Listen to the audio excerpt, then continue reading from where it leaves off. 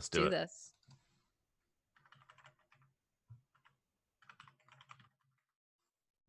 Nice.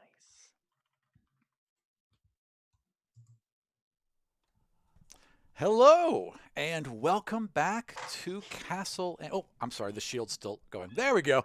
Welcome back to Castle Amber. I am joined by four lovely people who are now going to introduce themselves, starting with our bugbear rogue assassin Shiv. Hi there. Am I introducing myself as a human being or my character? I'd say introduce yourself as a human being and then introduce your character. Okay, I love that. I'm a human being. My name is Sally.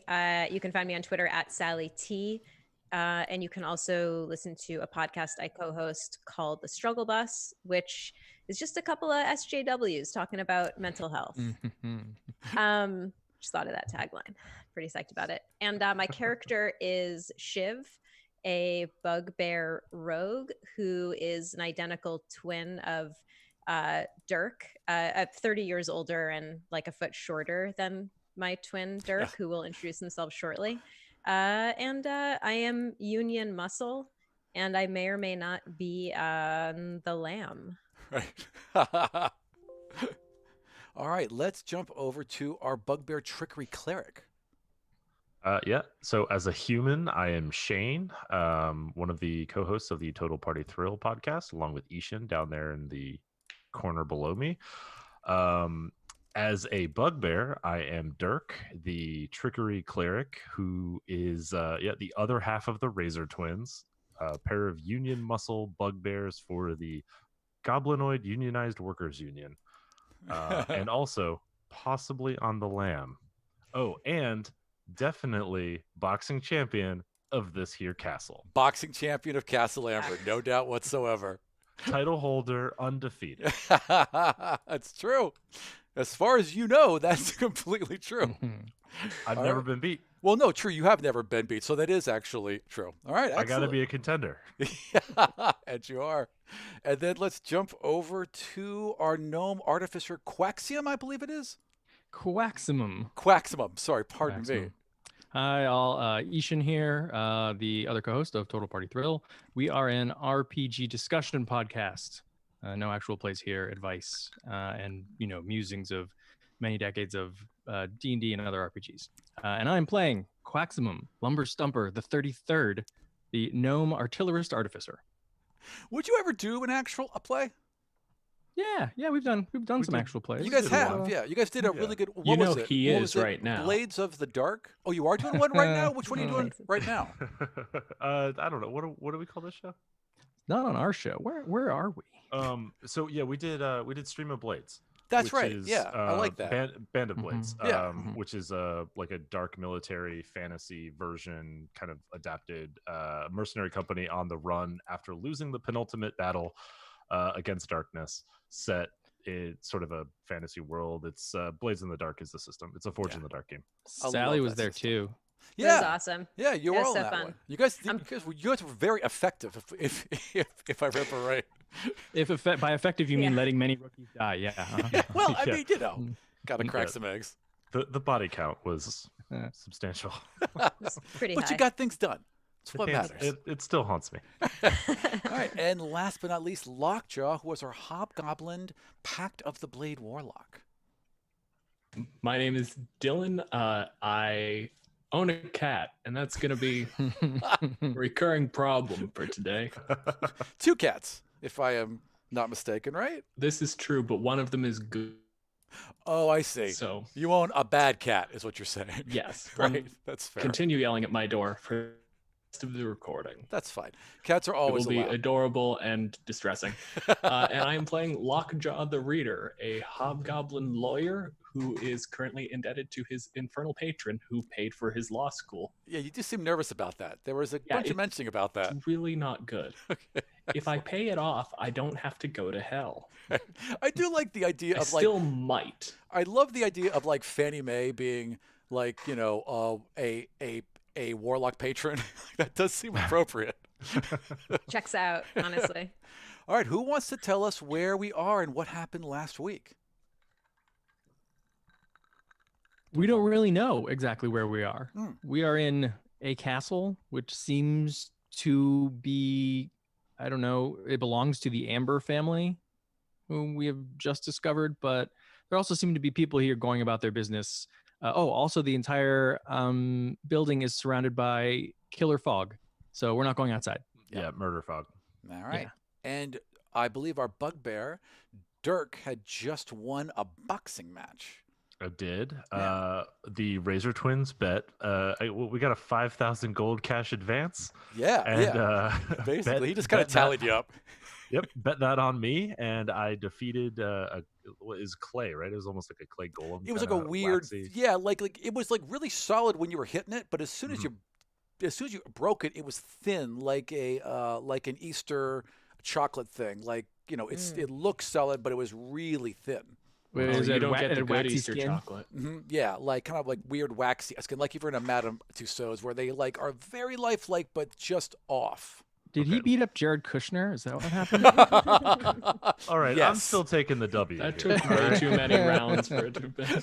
I'm just gonna say yes because yes. And you are now like you're out of the ring and you're putting your stuff back on, or you're getting your equipment back, and Never John changed. Lewis just kind of walks up and he's like, "That was wonderful. We haven't had such good entertainment in quite a while. Thank you so much for your prowess." Can you color me into platinum, please? I don't want to carry around this much gold. Oh, this is fine. And this waves a hand, and the gold vanishes. Waves another hand, and that screen pops up again, and you just see like biddy, biddy, and then next to your, we decided your takes were 7,500 each, right, from the mine. Mhm. So now you're both at 12,500, 12,500. On your way out, it'll be ready for you, packed in chests.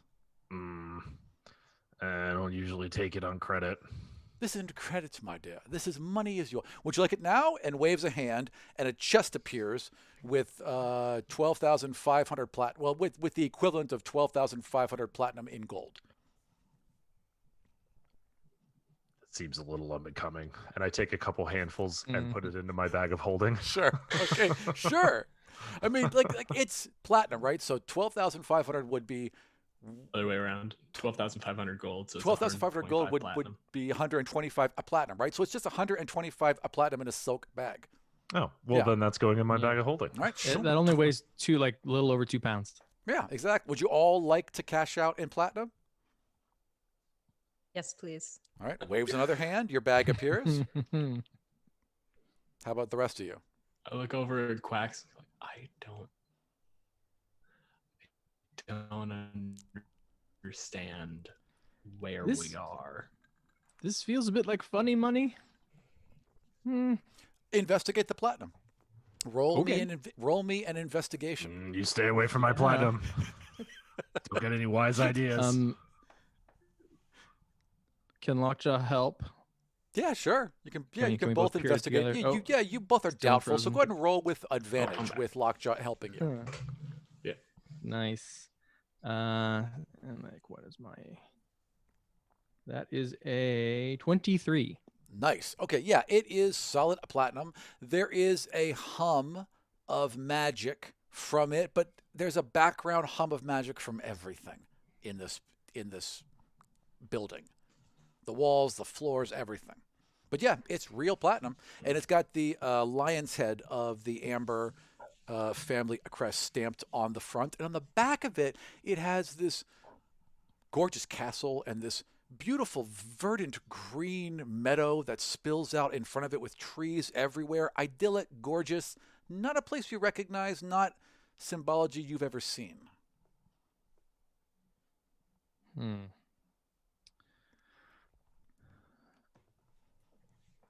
I'm sorry, Mr. Amber, Lord Amber, Amberman. Please call me John. Guy. John. Yes. Sure. Where are you from? What do you mean? Were you always? Oh, the lands we're from. No. We're from far, far away. Or here, maybe. Possibly. But I'm sure we're exactly where we need to be. So Quaxmum has discovered a book that lists like some history of the family, right? Yes. And none of it makes any real sense, right? It really doesn't. Yeah. Okay. Does it have any references to year? It does, but it's not in your years. So Okay. it definitely has references 2 years, but they'd use a different system, and the numbers that are present would be like so far in your past as not to make sense. So it definitely it doesn't sound like it lines up. Okay, so as far as like I can tell, this could be fiction. Yeah, completely so. It just could be a fictional tale. In fact, a lot of it is written as like allegory, so it's completely possible. Mm-hmm. Yeah. Shiv is biting one of the coins to see Yes. like how it feels. Oh yeah, and is like it feels great. feels like a platinum coin. Okay. And like you would know like how well a coin is made, and this is this is solid platinum. It's not Good mixed in with mouthfeel. silver. Yeah, it's got great mouthfeel. Exactly. So Shiv is like, Johnny. May I call you Johnny? Yeah, it looks a little offended, but also clearly wants friends. So it's like, yes, sure, of course. Johnny. Shivy. I've never seen money with this particular picture on it. Am I going to be able to cash this in the real world once we leave this place? Solid platinum. Imagine you could. Legal tender. Oh, it's legal where I am from. What's legal where you come from? Well, now that you mention it, I guess we don't really have to split hairs around legality. All right. All right. Anything else you all wish to know? How do we leave? Leave? Leave the castle? Oh, you Yeah. can't. You're here now. No. You belong here. Part of our family. Kind of. It's a nice place. Thank you. It was nicer. But anyway, When? What? What does it mean, part of your family? well, frankly, I'm just a turn of a phrase. You're welcome here. You, of course, aren't part of the Amber family, but you cannot leave. You're here now. Do you not understand? No. I don't. Well, you are here. Forever. So I guess get comfortable. No. Why are we here forever? I don't know. Why is anything anyone? Anyways, I'm so pleased to see you. Continue. And two of the one of the artificial two guards that he has to strip off their armor and get into the ring and begin just beating the crap out of each other. Anything else you need? You have Nothing anything to you- eat? Food? Oh, well, yes, of course. And claps his hands again, and in half a minute later, the door swings open to the north, and a little like not quite a goblin, but something much like a goblin comes in with a plate of like a silver tray of food, sets it down, bows, and then scurries out the north door again, slamming it behind them. Cheese, wine. I'm afraid the dinner isn't served for a bit. Should you be particularly hungry, you of course are welcome to the dining hall. Can Shiv make a sleight of hand check to pull the tray out from under the food, Mr. Wizard style, and Sure. like not have the the food move? Sure. I would like you to roll a dex check, difficulty 15, to pull that off. I don't suppose it could be sleight of hand. Oh, yeah, I'm sorry. Yes, you can absolutely Okay. do a sleight of hand. Yeah. Okay. It's a little bit Are you- better for me due Are to my you gloves using of thieves' gloves. yeah. Hence the asking for that. Nice. That's a 29. Okay. So like there's a particularly hard punch, right? And everyone for a second looks towards the ring. How do you pull this off?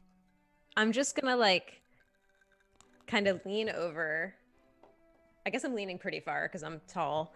I'm gonna just grip the silver platter. I'm gonna yank it and I'm gonna put it inside my cloak, and it hopefully will look like the food that was on top of it hasn't even moved. It's just like on the table or whatever surface it was on. I mean, somehow you nail this. And like there's like by the time everyone looks back, there's just one little candle that was on the tray wobbling slightly. Otherwise, everything is Nice. perfectly still.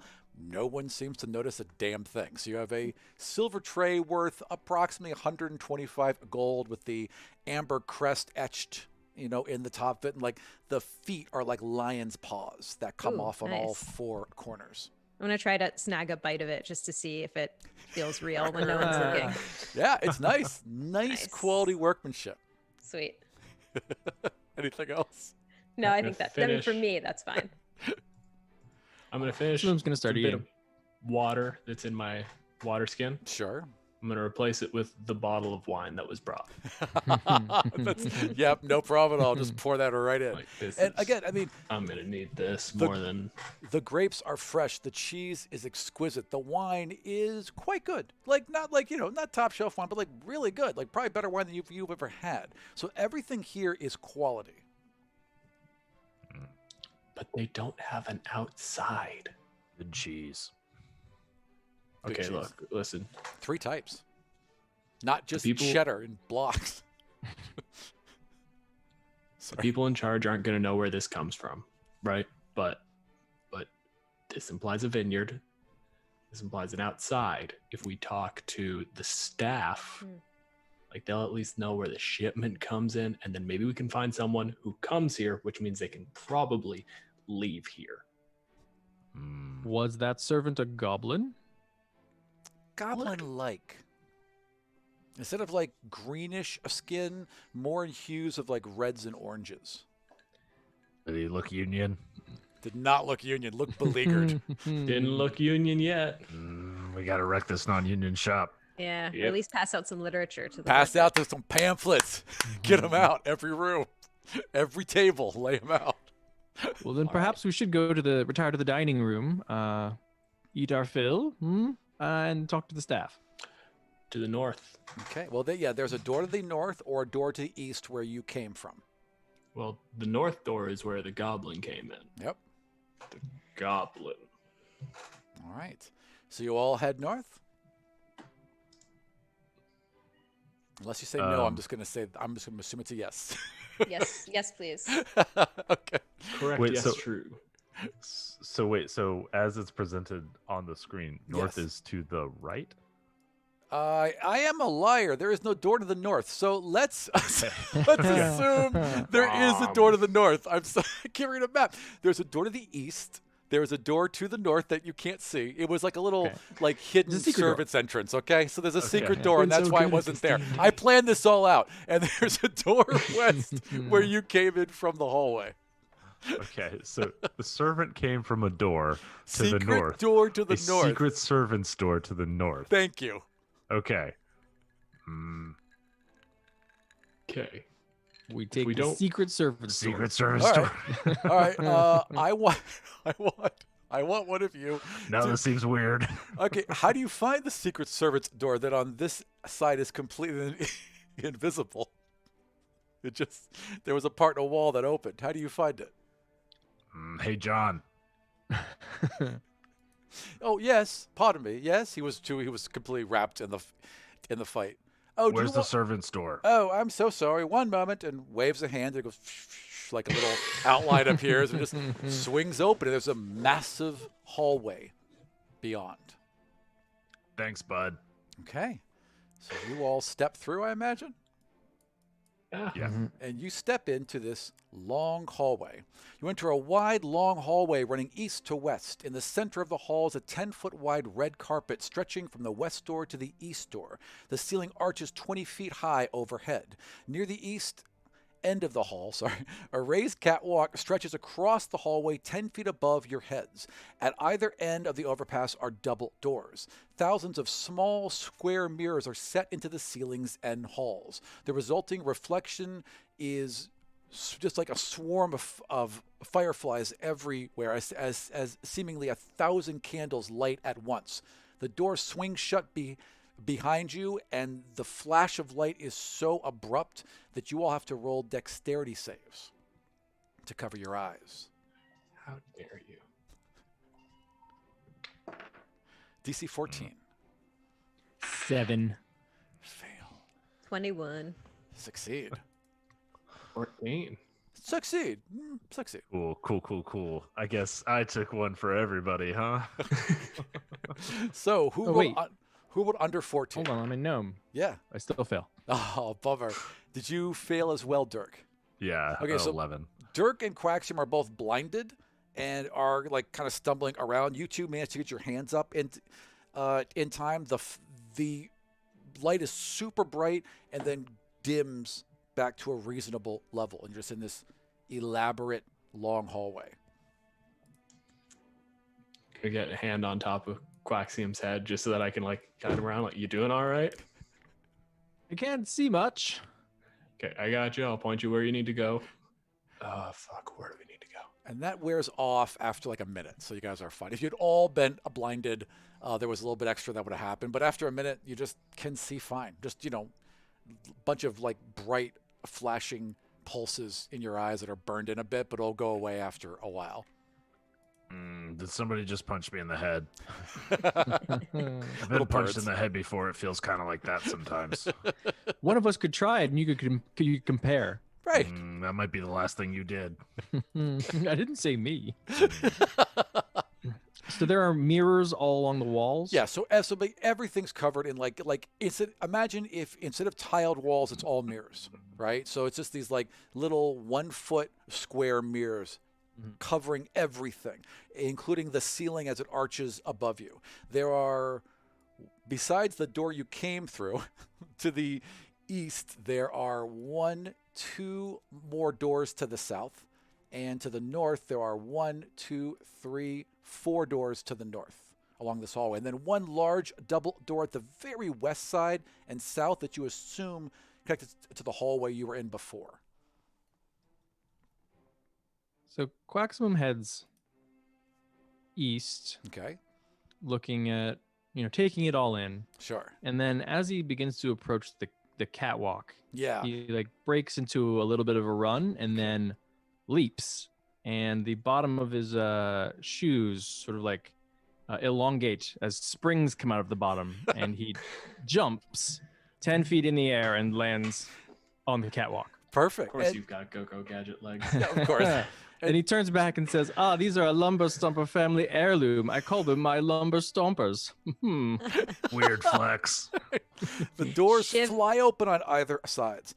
Goblins come charging out with trays and plates and bottles. The ones that are coming from the north have empties, and the ones who are coming from the south have fulls, and they're just running past each other and just moving around you, completely ignoring you. And then the doors slam again. We were hoping to talk to you. They've gone. Which side had the full ones coming from? The full ones were coming from the south. The empties were coming from the north. Okay, so if we want full plates to the south, that's where the kitchen staff is.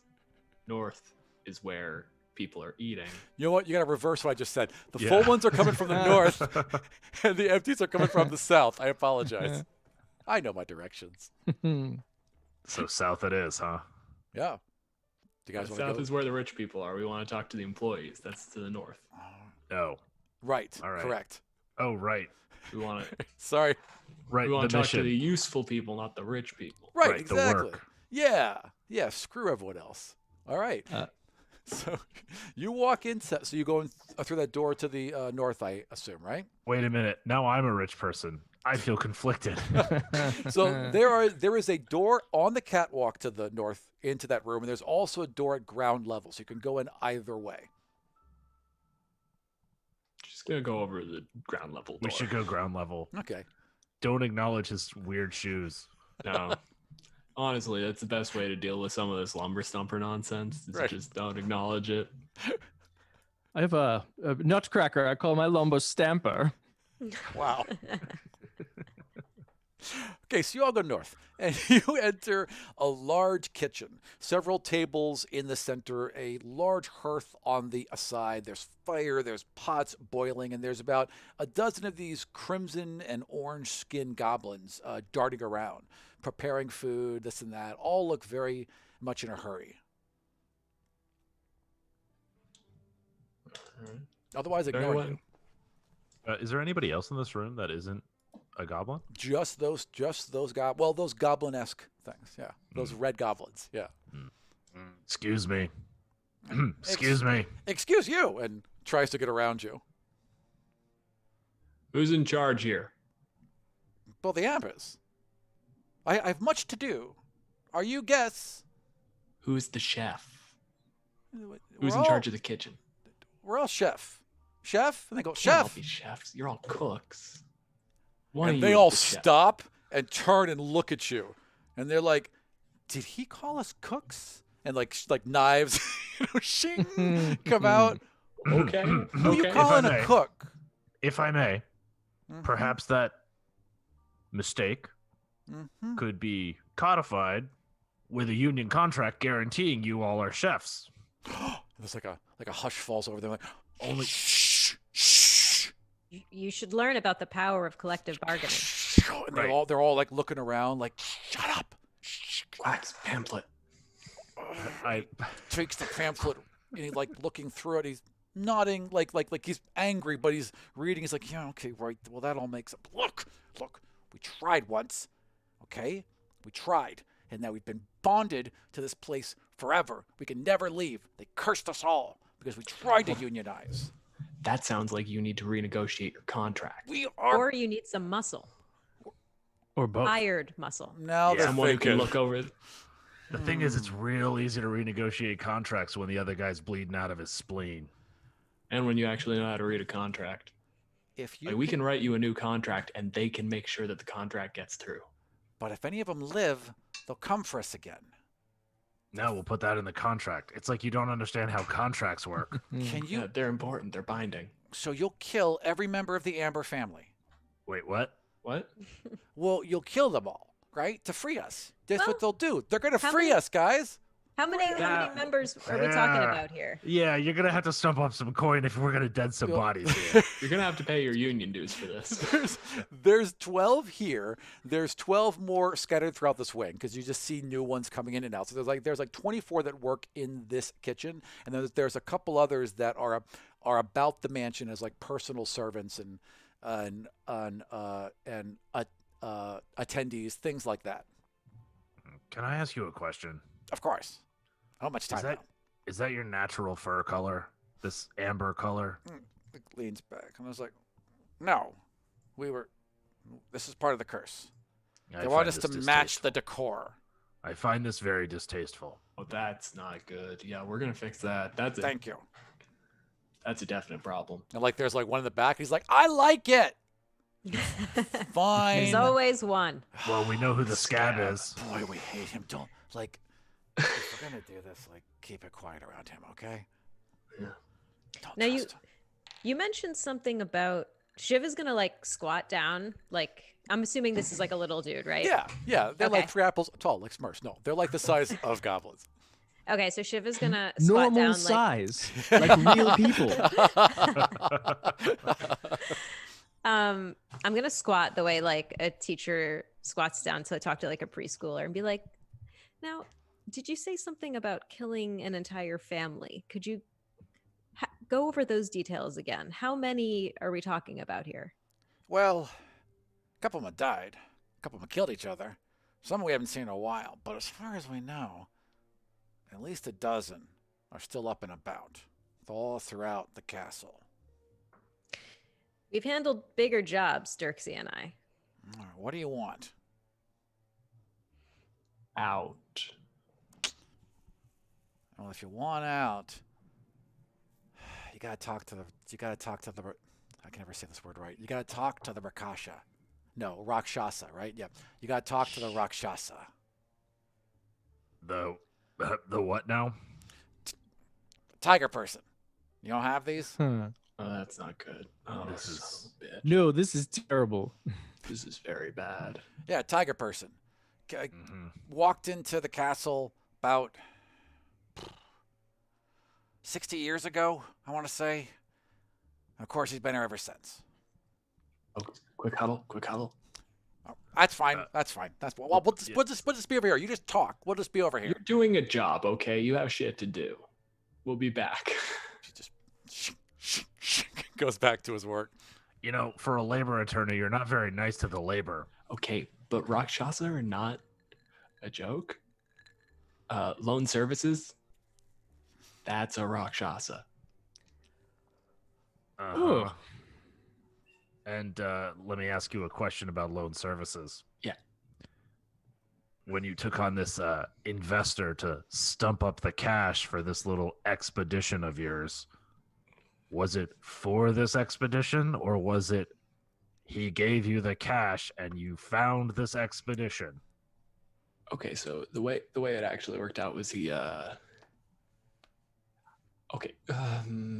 most scholarships for law schools around Waterdeep are not open to hobgoblins because we've kind of been doing that whole like pillaging thing in the area. Mm-hmm. So if I wanted to make tuition, I needed to take extraordinary measures.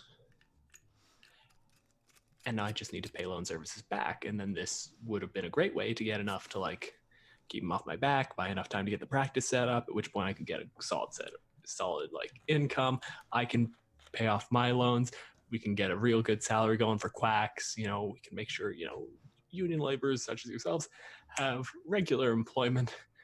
But yeah, Lockjaw, the lead for this expedition, was it yours or was it from loan services? Answer the question, Loxy. He may have indicated that there was a person who knew of an opportunity that might be useful, but it wasn't him. Mm-hmm. Loan services didn't give me the job. He just gave me a lead. How are you so bad at this when you're a labor attorney? That's what we call an intermediary. But now we know how to solve this. One of you just needs to make a pact with this new loan services. The goblin you were talking to turns around. He's like, you know, you can like borrow money from people, right? Like everyone has money. People borrow money all the time from other people. Hell, we rent money. I mean, what's your name? What? What's your name? Kibbles. Kibbles, I'm gonna fucking gut you. Jeez. All Go back to all work. right, all right. Man, Grumpy. He goes back but they're making the food smells unbelievably good. It is all gorgeous, and they are now starting to plate, and you can hear a bell ring. Like, they all get tense. Like, the dinner's begun. Just whatever you do, we'll be here always. Okay, bye. And they start rushing plates up and over that bridge. That actually looked great. They do deserve a lot more than they're probably making for that. Yeah, which is nothing because they're ghosts. Because they're slaves. Yeah, Dirk is fuming right now with his namesake Dirk in his hands. Mm-hmm. Kind of the back of the blade, like kind of pounding it against the palm of his hand, just looking for something to cut right now to ease some stress. And as a shank of lamb, if you want to have at it. No, not that. That ain't it. Yep. So there are a few upsides, it seems. I don't think you die of old age if you're here, so we've got a while to figure this out. Indeed. Take inspiration. No offense, but wasn't really planning on it. Absolutely take inspiration. Also, it seems like you can definitely be killed. Wasn't planning on that. It's a good start. And we can also kill. Leverage, Wasn't perhaps. planning on that one, but that one seems like it's on the table now. It does seem likely. Yep. If you want to slice and dice your way out of here, Shiv is ready. Okay. Well, let's not do that on an empty stomach. I was going to propose as recon, the family's probably going to show up to dinner, and dinner is being served. And also, I haven't eaten since like probably 10. You know, this is what's wrong with your generation. I'm always in the mood for a dinner party. You didn't do the work, and now you show up and you just want to take. You just want your free law school, and then you want your free practice with the labor, and now you want your free dinner, while good bugbears got to run around deading people left and right to get you out of your bind. To be fair, I'm paying you to kill people left and right to help me get out of my bind, and also like, yeah, I've been meaning to negotiate that contract again. Yeah, that per diem is going way up. Yeah, this caught out of time and space, living forever business. There's a premium for that. It's expensive I'm to sorry, live that's covered by forever. force majeure. Oh, good. The only kind of force I prefer. All right. So the kitchen is empty now. It's just you all standing in it. Let's look everywhere. Okay. Roll search checks. Not search. There's Yeah. no search. Roll investigation. You can't even make the usual excuse. That wasn't a thing in Hmm. any edition. There was a search. Third edition. There was search. Yeah. There's Yeah. search. Yeah. 26. 26. Who got 26? Quacks. Okay, Quack. Quack. Person who rolled. Okay, so you like everyone's searching, like all the like there's food, but none of it's done. It's just like elements of food. So there's anything you could Elements of food. possibly want to make something, but it's all ingredients. Like there's a block of cheese you could gnaw on, but there's nothing like good like they took out, right? Mhm. And other than that, you don't really find anything except for a note. You find it taped underneath one of the tables far in the back, not taped but like glued, I suppose. So you like peel it back and it kind of half tears away, but what you can get out is this old yellowed like drawing. Looks very rudimentary, like not a very skilled hand made this, but there's a weird drawing of a large key and then 3 gemstones, and in this key are 3 holes where those gemstones would go. This Am I sounds familiar. Can I see Quaximum doing this? Like, Yeah, do I see? Unless you're trying to hide it. No. This Quaxi, is that's the key. Yeah, that's the key from my dream. Oh, what gemstones went in these holes? Well, I dreamt of a silver key with the settings, but the gemstones were missing. Did anyone dream of gemstones? I also dreamed of Oxygen ring. onion soup. I don't know if that's a clue. Oh, onion soup. That sounds lovely. So when Quaxum is like searching through the kitchen, it Yeah. seems like he kind of knows his way around. Like he's not confused about things. He's like pulling open drawers and like, pulling out, I'm guessing like knives and spatulas and all kinds of things. And Lockjaw knows. He's just like babbling while he's doing all this. He's like, oh, it's nice to be in a kitchen again. It's been a while. I used to cook for my my great uncle Grumblebelly back in the day. Poor unfortunate Uncle Grumblebelly. From the name, some would assume that he was hungry, but of course that was not the case at all. Gnomes have universal basic income, so none of us are hungry. Of course they do. No. Of course gnomes Uncle do. Grumblebelly's issue was indigestion. The thing is, he would only eat meals that rhymed. And this was fine, of course, when, he would eat something like, let's say, a wheel of cheese and assorted teas. But the problem came when he would have a bowl of milk and a bolt of silk. It was not wonderful. There's an old gnomish saying, you can never love words too much, but this is not true. Must have hated oranges. Just absolutely despised them. the He forbidden fruit. despised oranges. Keep them off my table. They are obscene. Yep. So that's all. That's really all you find here. There's a couple small meager belongings that the goblins have that you feel bad just even like rifling through. Other than that, there's nothing really here. I mean, I guess I shouldn't assume you feel bad. Maybe you feel bad. I don't know. I feel bad. There you go. Thank you. Is there like a hearth or an oven? Huge. Like there's this giant stone hearth. It's got multiple places you could like shove a pizza or whatever to cook in it, and then it's got like a large stone surface that is warm, hot to the touch. Obviously, that can all be used for cooking. And like the fire on the left is like kind of low, and the fire on the right is much higher. So does this oven have a chimney? Yeah, it does actually. It would have to. It's an oven. So yes, it does. Yes. Interesting. The room is slowly filling with smoke. And you're dead. Thank you for coming to Castle Amber. And that's been our show.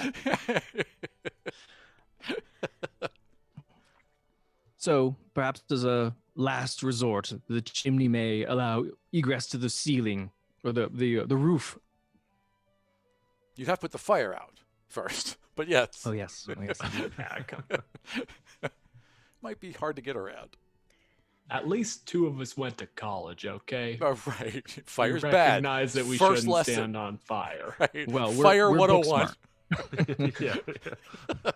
Fire 101 is hot, do not stand upon. I feel like maybe the thieves in Union Muscle got that Probably. that lesson a little earlier. Everyone did. Everyone got the fire lesson. No matter what you belong to, they're like, fire's bad. There's a Okay, we can handful of- continue. There's a handful of courses in Waterdeep that are just like open to audit for anybody. You can just wander in, take a seat. Fire Ironic, there's a safety. handful of courses on fire safety, and yet only one of us has a hand that sets on fire. Zang. Right. Next door is the don't These get drown degrees. water bad room. Guess you weren't there on Set It on Fire Day. To be fair, he does seem very uncomfortable whenever he's forced I'm to not use that happy hand. about it. I know I'm not supposed to. Imagine what voicemail's like.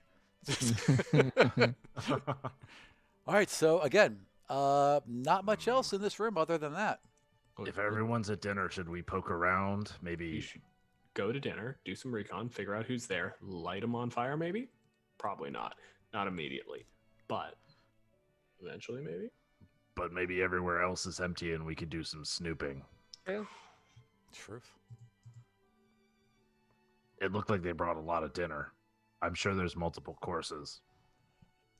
And as you say that, the door flings open and the goblins descend back into the room to prepare the next course. I'm gonna pull aside. Do I see Nibbles Yeah. or Kibbles? What's his Kibbles, name? yes, Kibbles. Kibbles. Like it matters. I like it. Like I'm not just pulling names out of my ass, but yes, you do see Hey, Kibbles. fuck you, Kibbles does matter. Um, Yeah, I'm wait. gonna big time him and be like, "Hey, Nibbles, Kibbles. come over here. All right. Come over. What? About how long do you think this meal's gonna last?" I'll eat for a while. It's like an hour, maybe 2 hours. If they have speeches, it's gonna be 3. Speeches. Yeah, they And is the talk. whole household, are all of the Ambers at this meal? Oh no, it's a special meal. It's a recurring meal. It's a feast of the dead. It's all the ones who have died. Oh. Yeah. Like ghost meal? Well, the food's real, but yeah. Ooh, and speeches.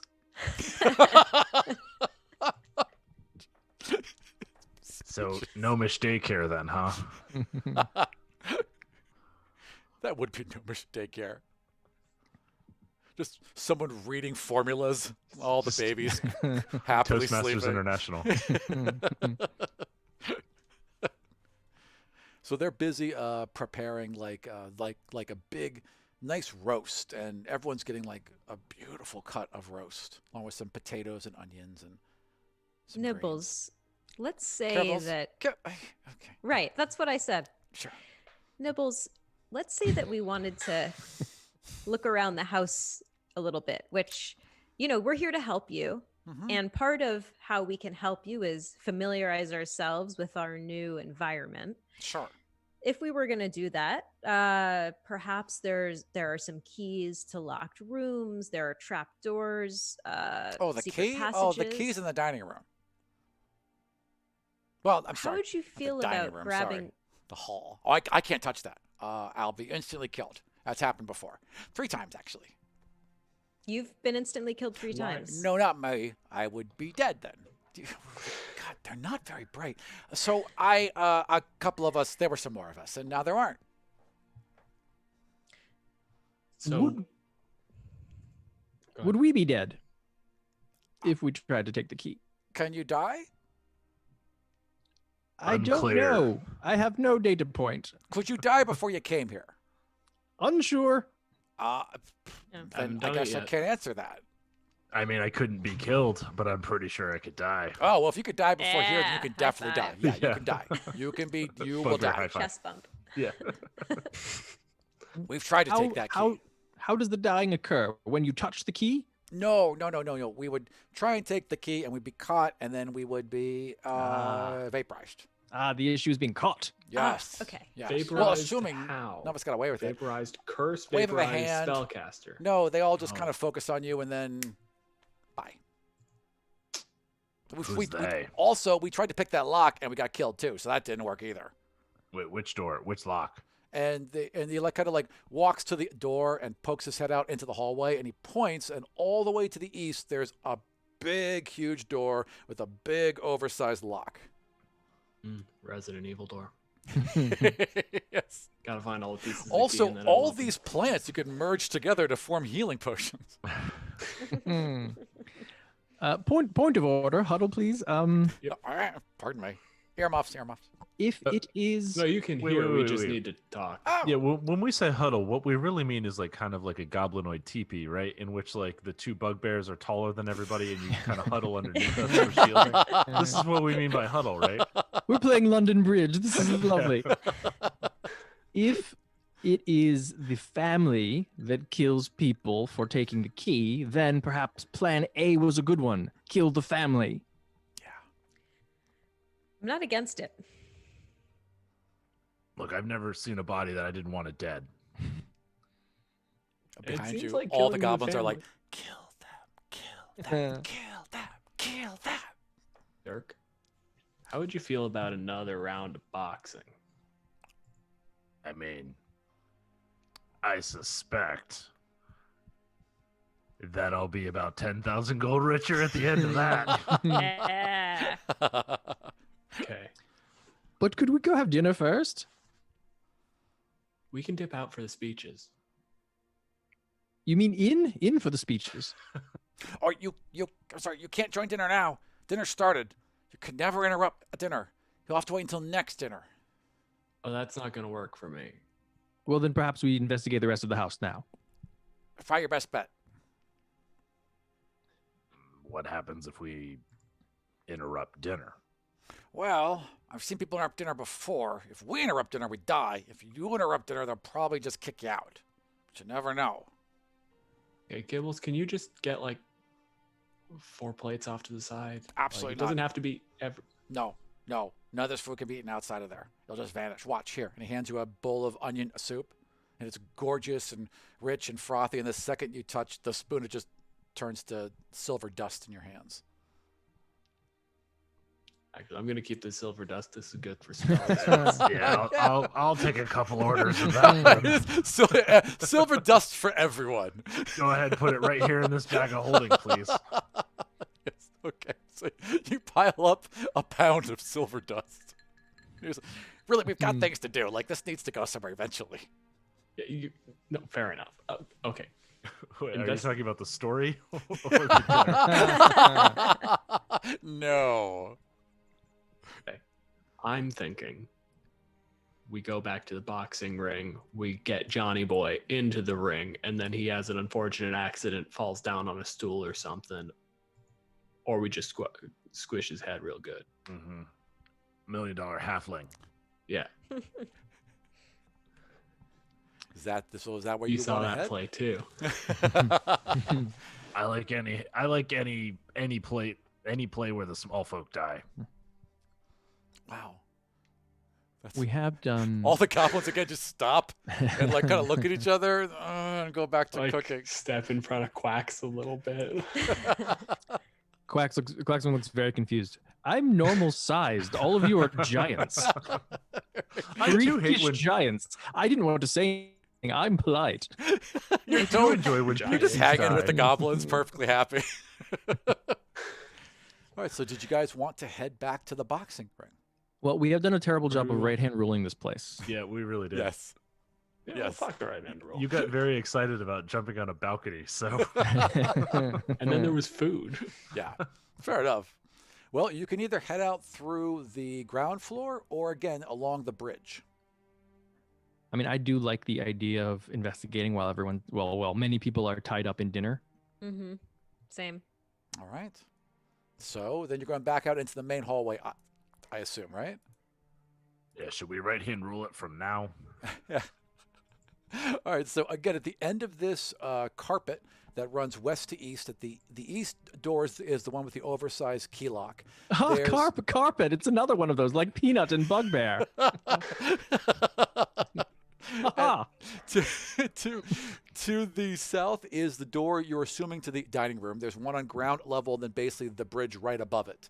To the north, there are 1, 2, 3 doors other than the door you came in, one all the way to the west and then 2 more in the middle before you get to the kitchen. And to the south is assumedly that secret door you came through, and another door right before you get to the dining hall.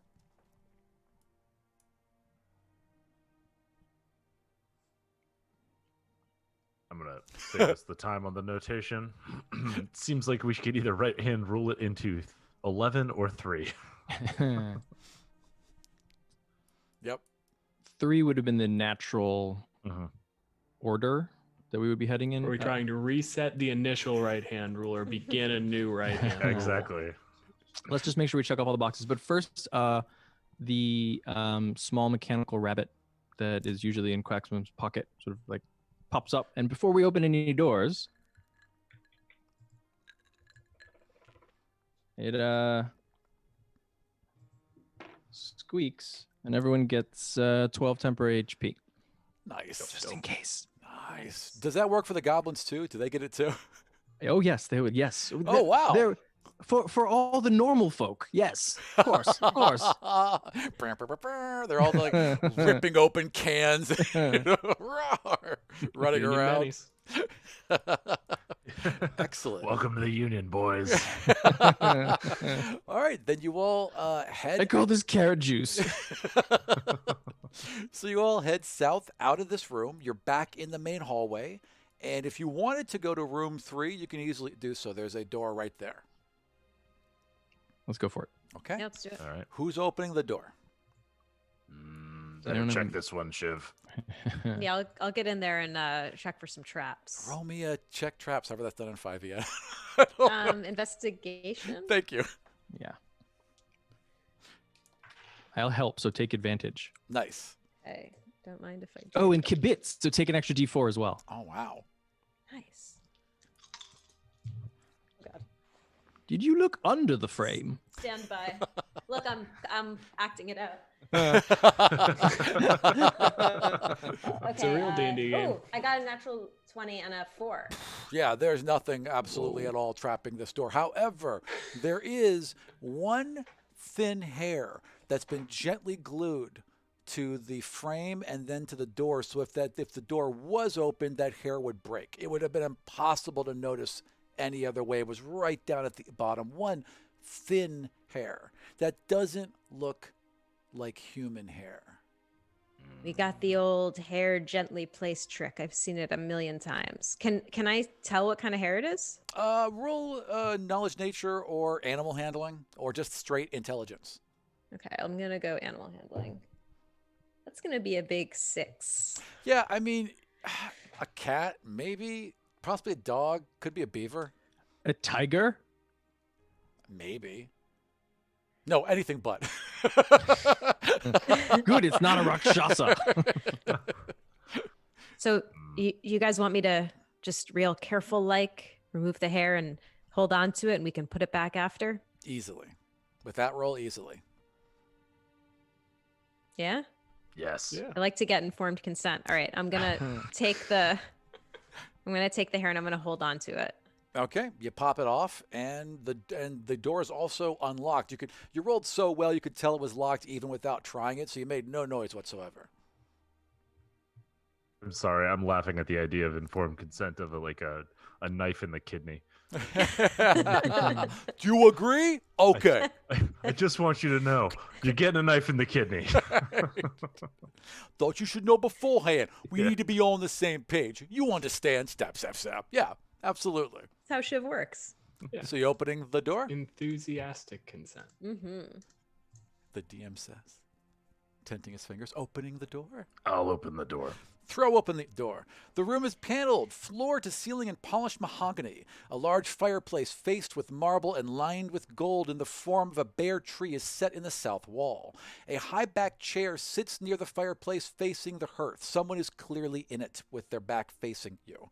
A series of heavy walnut bookcases I'm not calling you Siri, sorry. A series of heavy walnut bookcases almost completely barricaded door along the eastern wall. Half a dozen lounges of carved oak painted gold and furnished with plush brass and crimson are scattered about with an equal number of tasteful side tables. That was actually in the text. A pair of tall, arched windows flank the fireplace. The one closest to the western wall has a large brass telescope set up before it, pointing out a window that is covered in green smoke.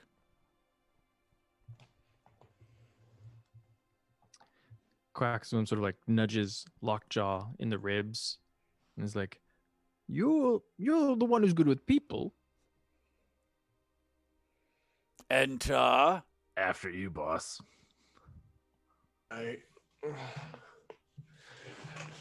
Hello. Hi. And you hear like a cracking of shoulders as a rakshasa. I'm always gonna get that wrong. As a rakshasa stands up with like a glass of brandy, wearing an amber robe, and walks around the chair and turns to you all and kind of leans on it. Hello, please come in. Careful, brandy. Well, yes. Absolutely. Yeah. Please. Walks over to his little setup cart, and there's like bookshelves in this room. There's several bedrolls that have been laid out. There's one bed kind of pushed up against the wall. Like everything's kind of a little ramshackle, but it's all really nice stuff. So it's weird.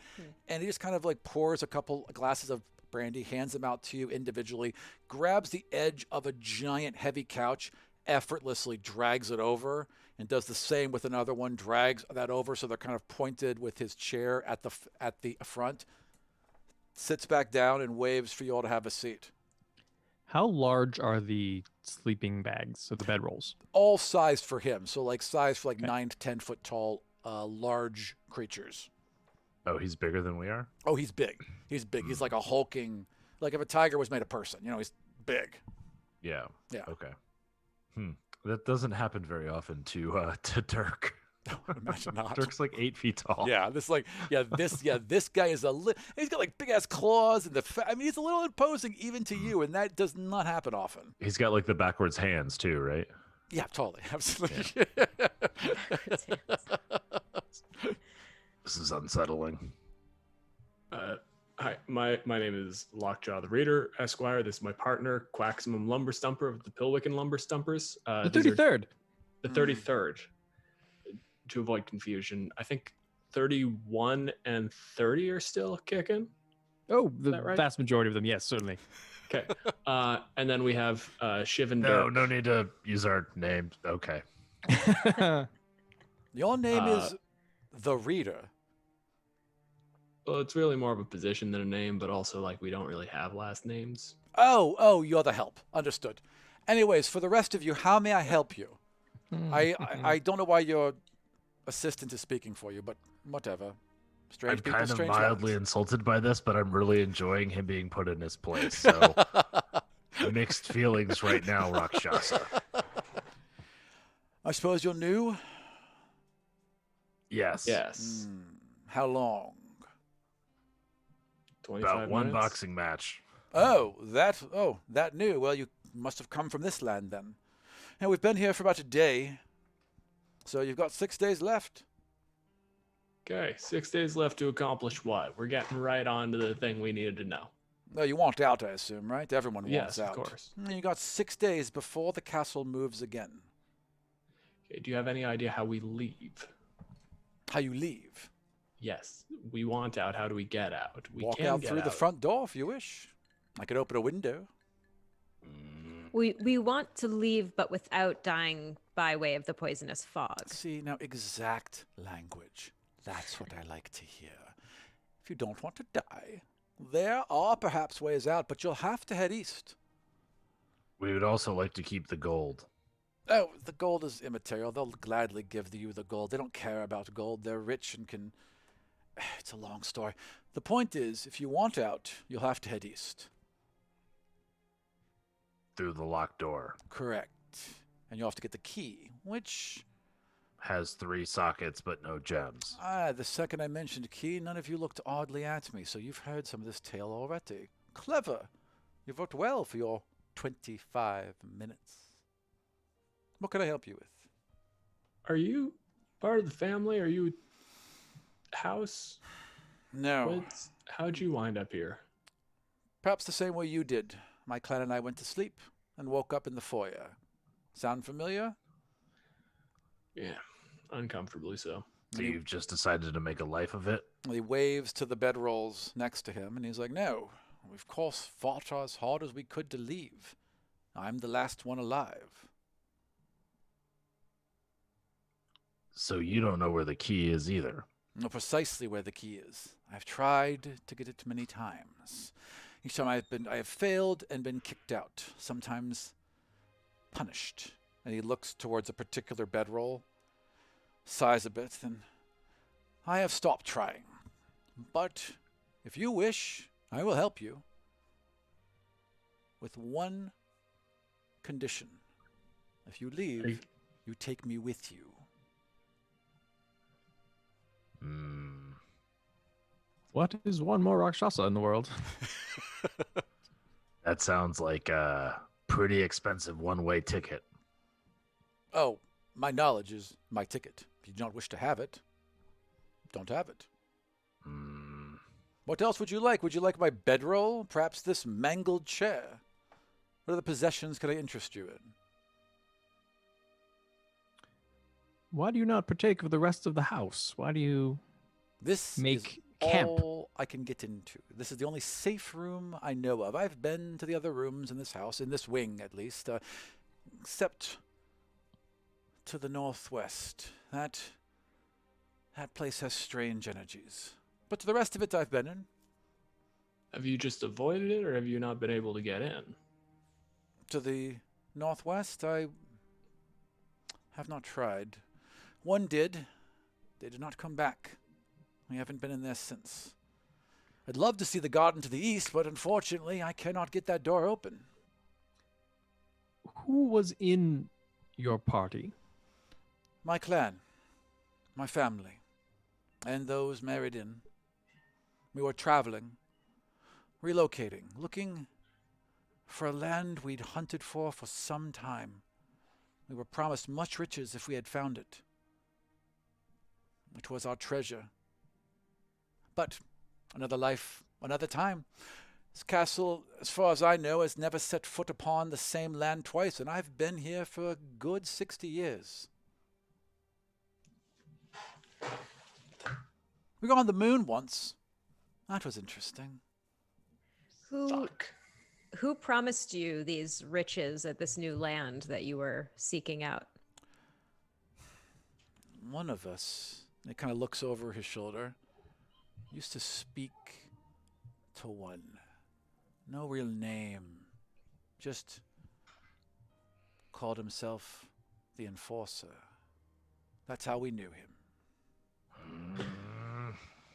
Did he, by any chance, speak through fire? And his eyes go wide, and then to the fireplace. Stares at it for a moment as it crackles and pops, narrows his eyes, and turns back. Why, yes. And then, like, you see his hand kind of slide towards a dagger on his waist. How would you know? I am familiar with loan services. All the hair, like like a cat, just poof. It like takes a All negative step back and experiences. gently places down their goblet. I see. Have you been sent to deal with me once and for all, then? No, I was trying to make money, and I got. Oh, eaten you're by the Patsy. house. Oh, I understand. Yes. And he Yes, settles. that sounds like the That's word. completely Yes. He accurate. settles down and puts his dagger back. Oh, that's... You'll have to pardon me. Strange things happen here. I'm a tad on edge. Have been for some time. You know what? I get it. It's perfectly reasonable. I thought you would be the problem because, them. Yeah. But Look, if you want out, there's 3 gems and a key in this wing. I know where they all are. I haven't been able to get any of them, but I know where they are. Your combined strength and your cleverness might be able to succeed where I have failed. Well, my cleverness. that's true. I signed up for loan services. And my dirk. Yes, and your muscle. Yes, of course, muscle's important. Don't get me wrong. I value all labor. Now, what could I help you with? I'm kind of liking this rakshasa. I'm not gonna lie. It might just be the soup that turned into silver dust. And I'm liking this rakshasa. Brandy's not bad either. Yeah. I've got So- some wine still going. Tell us about the gems. They're gems that fit into the key. One He seems like hasn't been able to get to him. So. Kinds of Yes. gems. Why can't you get them? there's a ruby and an amber, and well, they're all guarded. All the gems have a guardian attached to them, or someone who believes that they're important to them, some crazy member of the family and such. I take it John has one of them then. John does not, actually. No, John's useless. John interests That himself. checks out. Yes, he's just his mind. Their minds have all gone. You understand? They are cursed. They're not here because they wish to be here. Them and their entire castle Sound were familiar. cursed at once and sent about the universe, drifting. The only way sure to be rid of them. Constantly moving, constantly cycling, so that they can never really get their bearings and never return home. Do you know anything about this curse and why it was levied? I do not, but I've met enough of the Ambers to know that it was probably very well earned. Was there anything in the book that would have alluded to anything anyone that they wronged, or any terrible deed that they committed? There's too many instances. like in the first chapter, there's a dozen people. Like, okay, that guy, this entire kingdom, that whole race. Like, they've wronged everyone they've ever done business with. They've cheated and Capital. lied and slaughtered every Typical nobles. Okay. Yeah, Never trust management. never.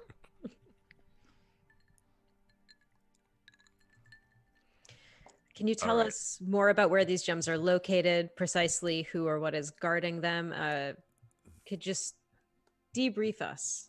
The right place to stick a shiv or a dirk. Well, that's what I've seen so far. The section to the northwest that I said is covered in strange energies wasn't always that way. Used to just be servants' quarters and linen closets. But in one of these places we stepped to, some of the outside got in, just for a moment.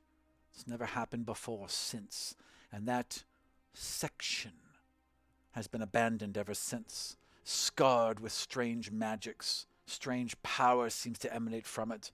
No one goes in there, not even the Ambers. Touch quacks, just like, huh? In Strange addition magics. to that, That's art. I love strange magics. We can get into that. in addition to that, and I'm just going to show you on the map here. Room 9, right? Yeah. It's a bedroom. Richard Amber's bedroom. Can't get into it but through a secret door, which I have never been able to find, but somehow he manages to slip into and out of his room. Richard has one of the gems. Next door is a master bedroom. There is a ogre there. An ogre cursed to believe they are one of the Ambers. An ogre that wandered into the mansion much like you all did and killed the first Amber they came across and was cursed to live forever believing they were he. New plan. Let's not kill the Ambers just yet. And then the last one is in the bedroom next door. So all these bedrooms in a row, each one has one of the gems. In the last bedroom, there are two apparitions who do nothing but play poker endlessly, morning till night. They have another.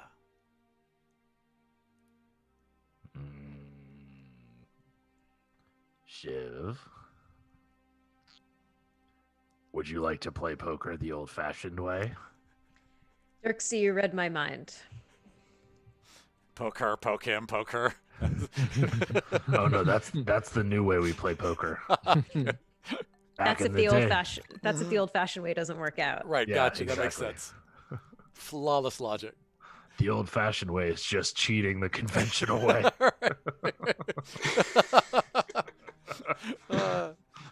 We're both very accomplished mechanics. We got it down to a science. That is the information I have.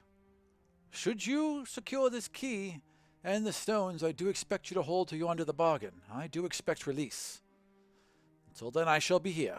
He begins to pour himself another glass of brandy. How does the one with the secret door take his meals? Oh, I suspect the goblins bring them. I've seen them move towards that room several times with full plates of food and wine. So I suspect he takes them there. I've never seen him outside his room.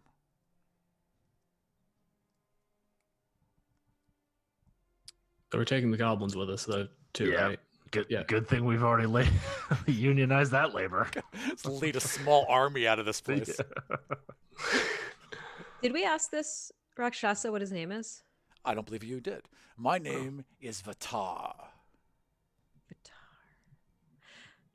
I'm going to take out the hair and I'm going to say, Vitar, I couldn't help but notice this hair on the door. His eyes go wide.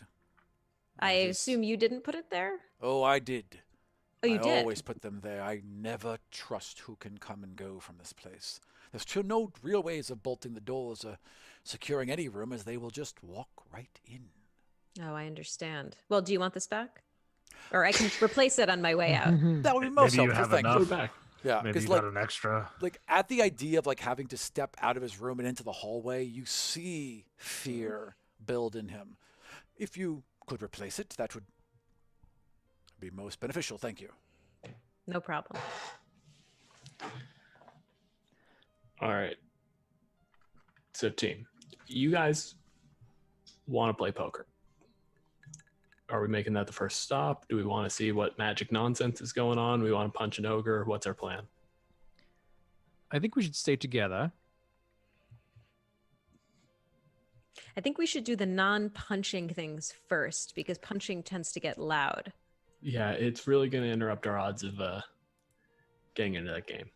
So then perhaps poker's first? Poker first. Poker first. Poker first. All right, then. Avatar. Yes. Given that we're about to play a poker, trick an ogre, and probably kill an old man, you got any tricks up your sleeve or any, useful things for us? That's a very good question. Things to look out for?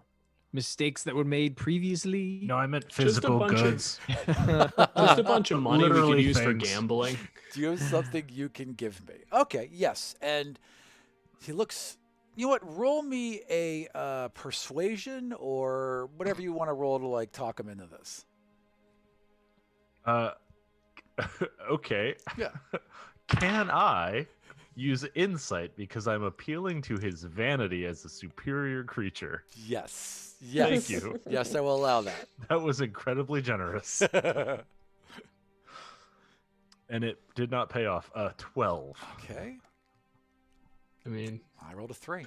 So he looks at you carefully and then puts a hand over towards where he's got his alcohol, his little wet bar, and he knocks twice hard on the top of the brass, and you hear a kunk, and he reaches underneath and he pulls a shelf out that looked like a plate, and there are 4 little vials, each with a red ruby sparkling liquid that seems to glow from within. Scoops them all up, hands one to each of you. This potion will heal you should you be wounded. Each potion does 2d8 plus 5 of healing whenever it's drunk. I don't care what they say about you. You're an okay guy, Vatar. Why, thank you. And you all seem special. I believe you may succeed where the last 8 parties have failed. Me too. Well, lucky number 33, they say. Just keep trying. All right. Anything else you need from Vata? I think we're good. All right. So you head back Oh, out. wait. Oh, sorry. Just before we leave. I almost forgot.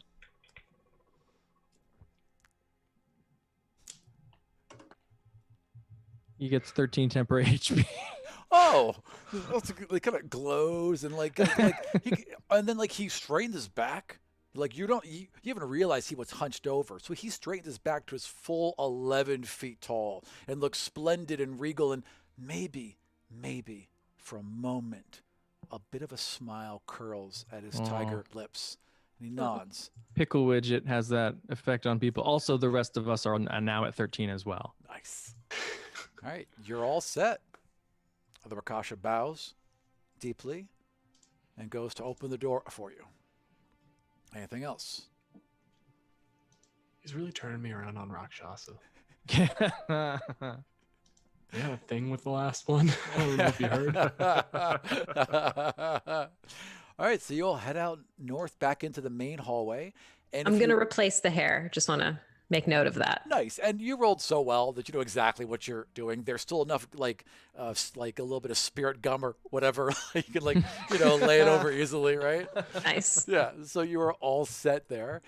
If you were to go straight to the place where the apparitions are gambling, it would be the far right door. The middle right door is apparently where the ogre is. The door to the left of that, well, there's no door to the left. There's just a blank wall. So you're assuming there's some sort of hidden door along that section of the wall. And then to the far, far left is that forbidden area. And as you glance over at it, even as you step out into the hallway, you can see little lines of energy that seem to like glow in the stone and vanish. All these etchings, these weird patterns and shapes that you don't really recognize. And there's a foreboding.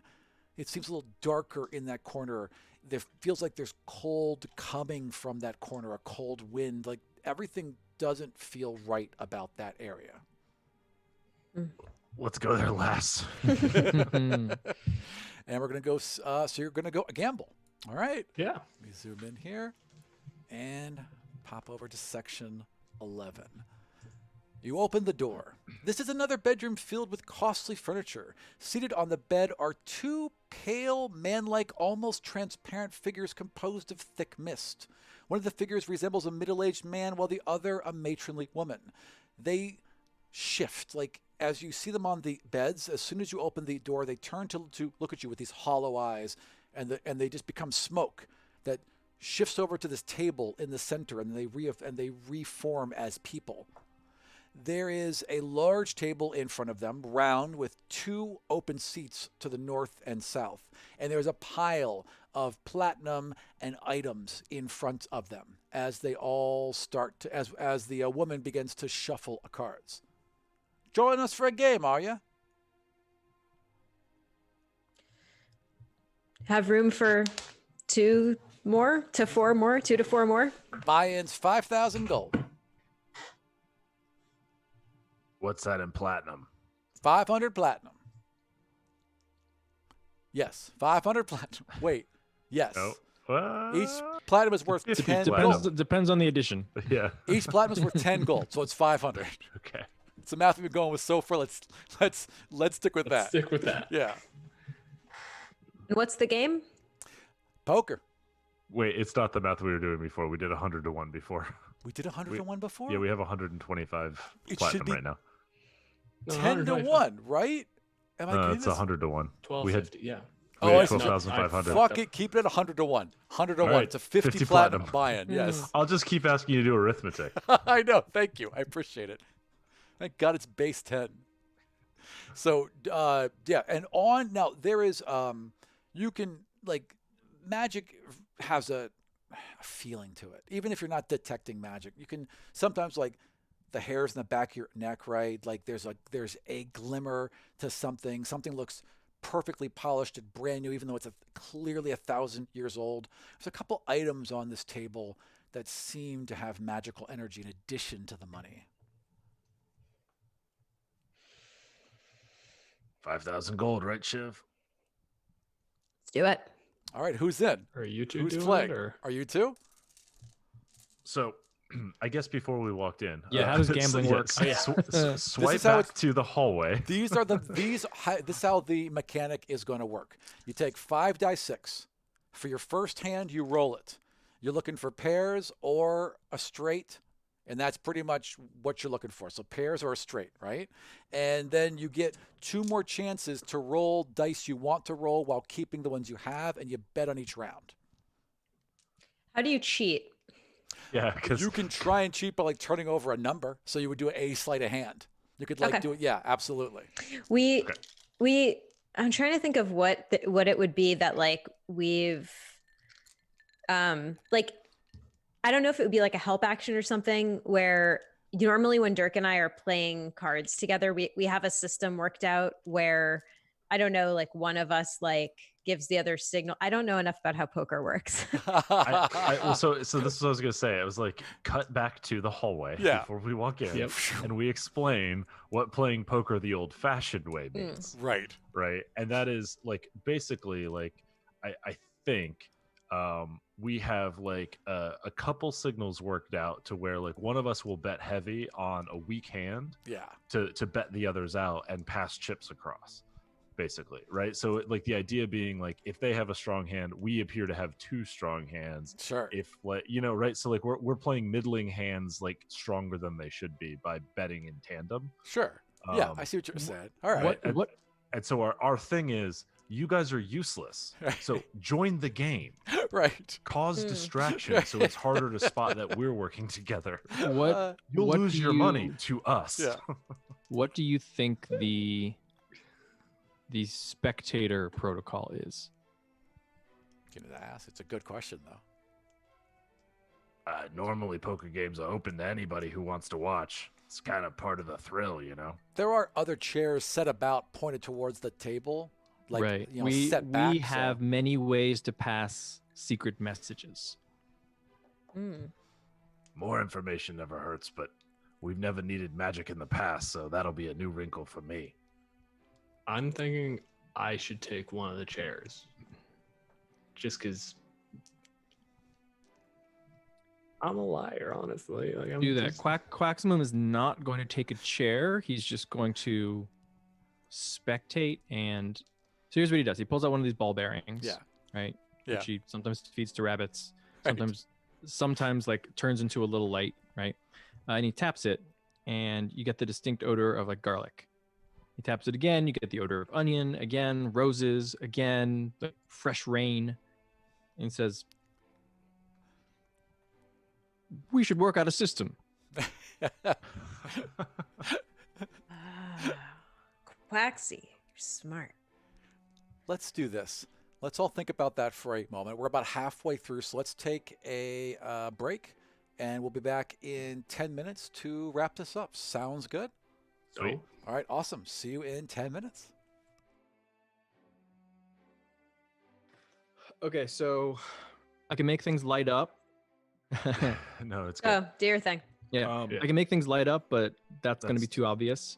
Yeah. I can make noises, also too obvious. Smells seems like something we can get away with. Especially because ghosts probably don't have noses. I think you might be right. So let's do something with what would we know? What are smells that we would know well that we can just like have a simple like they have a good hand Right, means like it starts with a right, consonant, right? And, it should, And if and the it should smell starts with a probably be- vowel, that means it's a bad hand or something. or even just like, I mean, we may want it to be a natural smell, right? Like flatulence, right? Well, right, Oh, no, yeah. but that's what I'm saying is it's like the name of the smell is like what we're basing the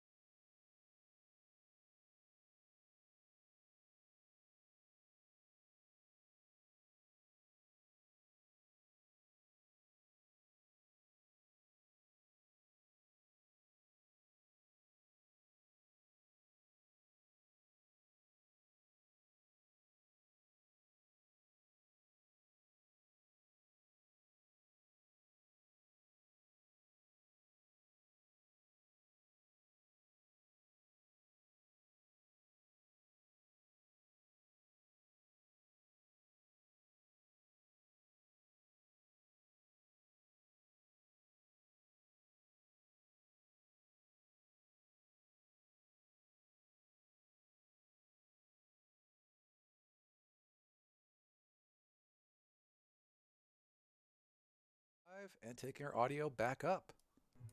Dope. I love that tunnel effect. That took me a stupid amount of time. And we're back. Hello.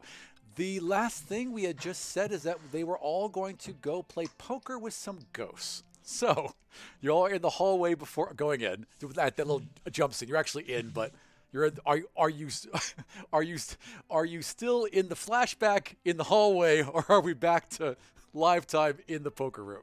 We are in the flashback. Okay. We have established our code for how we are going to cheat. All right, excellent. With quacks. Mm-hmm. And I think we're ready to enter the game, right? Yeah. All right. So you enter, you see the ghost, they to the table. Bam. Now we're back in real time. It's a $5,000 ante. Gold. $5,000. Yeah, sorry. It's a gold. 5,000 gold ante. You got a Visa? You take plastic. So you both are betting 5,000. So they pull up a little screen, Absolutely. the same one that the other Amber had. I can't remember his name for the life of me. Lewis. The same one that Lewis had. And you all see your totals there. And you see 5,000 drained. And those chips appear in front of you and then slide by themselves into the center of the table. Now that you're a little bit closer, you can see the items with a little bit more detail that are on the table. One of them is an ivory fan that is held shut on both ends by really ornate brass, and then like a little chain goes over the top of it, kind of loops over to hold it shut, but that opens up apparently into like a hand fan. There's a beautiful band of silver that looks like bare footprints in a ring overlapping each other. And there is a wand. It's a golden rod with a series of platinum and silver offshoots, like a futuristic tree where all the branches go out at 90-degree angles. And all of those branches end in a little colored glass sphere. But there is no gem on the table. Oh, I'm sorry. There's also a small amber stone that looks like it would slot perfectly into that key drawing you saw earlier. Oh. So I don't have to ask, what's the maximum bet? No, you just go in 5 and then you bet up from there. I mean, they haven't mentioned anything about a maximum bet. I just wanted to get that gem on the table. Fair enough. Well, that's all in the pile. So everything you're seeing is now in the pile. Your chips have been added to that pile. So that gem is in like the pot. Yeah. And there's also so there's 10,000 in gold from them on that table, 10,000 in gold from you on that table. So there's 20,000 in gold and these items. And actually, Lockjaw joined too, right? So it's actually 25,000. There's 2 seats. Oh, there's 2 seats. 2 seats. So who's joining, who isn't? This is a wrinkle from what we planned in the flashback. Do you want me Cracksman definitely isn't. I can sit out. Can the Yeah, owl or I can sit out. No, not you. Oh, You're yeah, that's true. you're I the can't good sit out. player. Good point. You're the brains of the operation, Dirksy.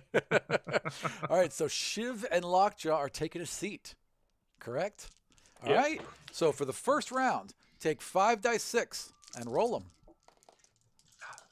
Those are the cards you are dealt. From these, you are trying to make pairs or a full house or a straight. Those are the options you're looking for. Okay? Someone has a bad poker face, I'll tell you that.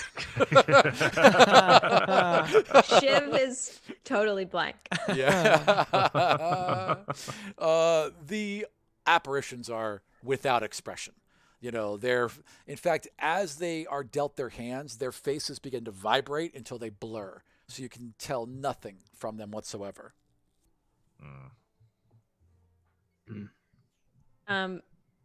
Wait, so a pairs, but also let's just say hypothetically, I rolled Yes, go ahead. 2, 3, 4, 5, 6. That Is a that straight. good? Yes, That's a a straight. straight That's is really good. good. A That's good. straight Okay. can only be beaten by a flush, which we don't have, by 4 of a kind, or that's it. All that could Or beat it in full this house. particular layout is Or a full right, house. right, full house or 4 of a kind. So Okay. you have a very strong hand. Nice. All right. So both the apparitions, their blurred, vibrating faces look to each other. Have you ever seen Jacob's Ladder? the movie Jacob's Ladder, and those really So upsetting about the scenes vet, the guy who's a vet. where a person was in where a person was in a corner and a face was just randomly vibrating back and forth while the body remained still. That's the effect that we're getting here. It's not fun to look at. One of them, the woman, nods as the bet comes to her and simply, just calls, right? And then the bet goes to the other wraith, and he adds 1,000 gold. And the bet is now to you, Shiv. I'm gonna play it cool and add. Is 1,000? So that would be like seeing their bet. So if you were to call the bet, you would add 1,000 of your own. If you want to raise the bet, you would add 1,000 and then more. You want to keep them. You have a strong hand, so you want to like stay Keep 'em in. low and keep them in. Sucker. Let All them right, think that they're strong. Mm-hmm. Okay, so I'll bid 1,000. I'll just bid it. I mean, auction, ante, whatever. Call for I'm 1,000. really into poker. That's okay. And the bet is now to you, Lockjaw. I'm gonna up it a little bit. I'm gonna put in 1,200.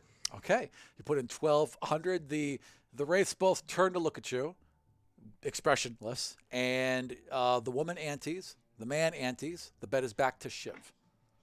So Quaximum during this is sort of like circling and, poking things. This is a bedroom, Sure. right? Yeah. They're like picking things up, examining them, like just curiously. And Yeah. do they react when he like picks up things off Nothing. tables and They nothing? That's are good. fully focused on the game in Pokes, front of them. paintings, Yeah. great.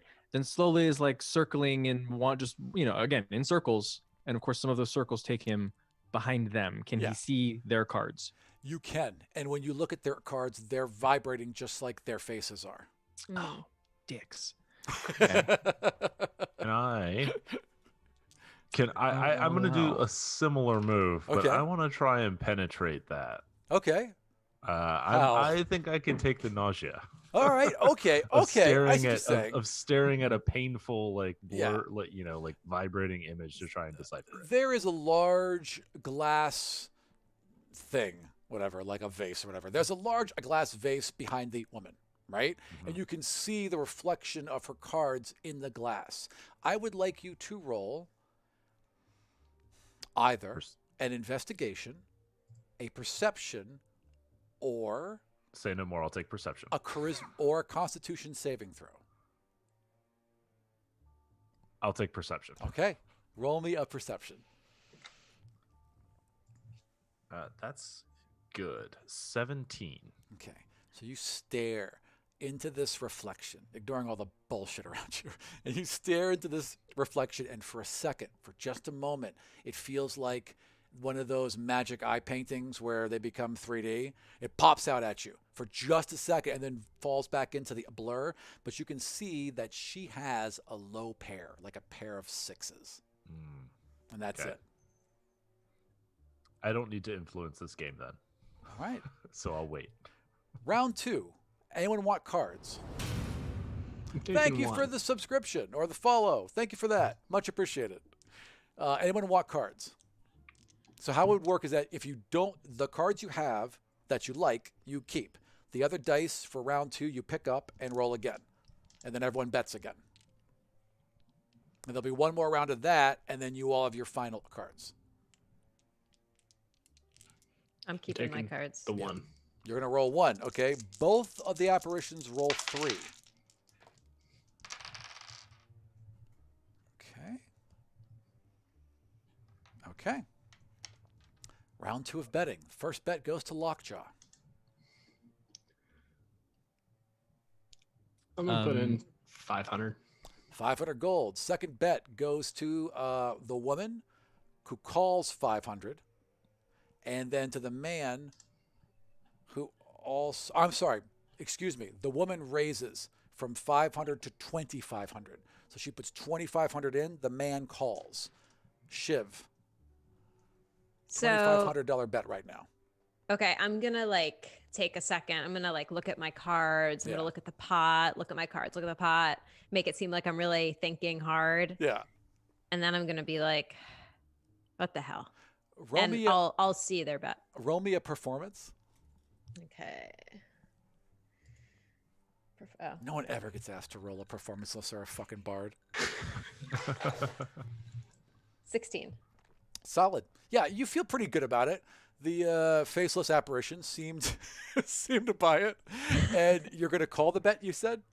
Yeah, I'm gonna. Yeah. I'm just gonna meet their bet. All right, you call that for 25. I am not doing the math on this, by the way. So if one of you is adding this up, I'd greatly appreciate it. But I think we're at 5,000 each, so that's 20,000 plus 5,000 the first round, and then now, right? No, sorry, 1,000 is the first. 1,200 bet the last round, so that's plus 4,800. 4,800, right? So Yep. so 24,800 gold. The second round so far is at 1,250. That's where we're at right now as far as a buy-in, right? Wait, no, she We- raised to 2,500. 2,500. I'm sorry. Yes, it's 2,500 gold buy-in. Okay, Thank you. so yeah, I have the pot. Yes, good. I Excellent. will track the pot Good. Thank you. because I apparently am the one who knows how this works. Yes, thank you. Much appreciated. Okay, so she has raised to 2,500. That means that he needs to call 2,500. Called 2,500. Yeah, I'm gonna call the rest. I have 7,500 total. All right. That's all I have. So you all have one more round of betting then. Does any of you want to have another card than what you already have? I'm happy. Okay. Same. The woman rolls 1. The man 3. Okay. Quaximum is going to take a steel mirror out of his pocket and coif his hair, Yes. but then also try to catch the man's cards in the mirror. Roll perception. Nice. Roll Or investigation, or or constitution save. constitution save. Correct. 21 investigation. Which hand of cards are you looking at? I'm looking at the man's because he took the most number of cards. Yep, same thing. So it's blurry, and you can see for a moment, and it's 4 kings, and then right back. Oh dang. Interesting. Poker people, is that better than what we have? Yes. We are now going to lose. I don't know what Dylan has, but Sally is going to lose. Mhm. Sorry, So Shiv is going to lose. Quaximum wanders around and then gives the sort of like the predetermined signal of the very good hand, which is like the strong scent of brandy. Right. So you give the "I'm going to lose" signal. So you, Shiv, know you're going to lose. Mm-hmm. You can try and cheat. You could try. The deck of cards is sitting right there. You could try and slide 1 in if you wanted to, or slide 5 out, or whatever you want to do. You could try to get as many cards as you want. If you succeed, you can have as many cards as you want to re-roll, quote unquote. Oh, okay. Well, here, is there any hope of I probably should have clarified this in our little flashback, Sure. but what we want is that gem, right? Yeah, totally. Yeah. Could you You steal the want to gem? just steal the gem? It's just lying Yeah. on the table. A I was lot of thinking hands are that- moving around. It's possible. Yeah, I was thinking that like maybe I would. It seems like the likelihood of being able to beat a 4 of a kind is lower than like when he's going to get the pot, like slipping my hand in there, or like when I fold, slipping Yeah. my hand in there or something Literally impossible. Yeah. to get 4 of a kind. Yeah. To be, Yeah. as far as the dice are, they were 4 5s. So if you had 4 6s, Oh, you could God. beat it. But that's what you're looking at here. Yeah. So the gambler in you would know that if the pot's right, you might trick them, right? So to me, on the sideline, and probably also to Dirk, who's done this before, right? Like, you've got to make sure the pot is right on the value of that gem. Right. And What do you mean? then, so like, because the gem had value, right, when it went into the pot. Right. Somebody and you guys put have that seen gem these in. digital, quote unquote, screens that keep popping up that seem to be tracking Right. So when value. you take it out, the value of the pot's going to go down. So Great what you need reminder. to do is slide some money. Indiana in. Jones some money in there. Right. Exactly. You gotta put a bag of sand. you on got there to to keep the evaluate. scales You even. got to evaluate the gem first. Right. Like how much My- money are you putting in, and then you have to put that money in. All right. Is there? But don't I have the option also of like going all in or something to try to make them think that I have like a really Sure. dope ass You hand? can totally go all in. What is Strongest all in? hand in the game. Yeah, Mhm. yeah. You could totally go all in and hope that one of them drops out. Absolutely, you could try and bluff them or intimidate. What would we use for appraise? I would say straight intelligence, unless you are a gnome, which would be good with gems, and then I would say that you would have advantage to determine what these gems are worth. You know Yes, that please. I know that that's a little... All right, straight intelligence with advantage. Yeah.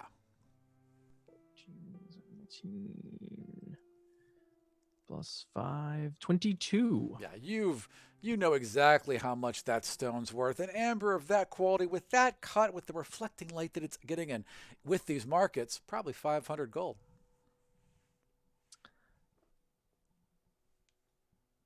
It's like five platinum. That's nothing.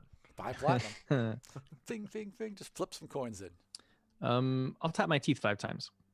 Nice. And Like that I'm signal that was predetermined earlier goes right to you, Shiv. Okay. Okay. All right. Geez. I guess. So am I going to try this Indiana Jones thing?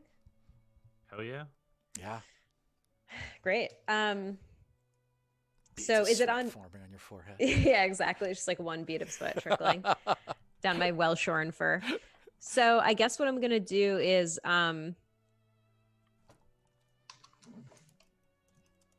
maybe make some idle. No, I don't want them to be looking at me. I'm just going to try to make the. You should put more money in the pot.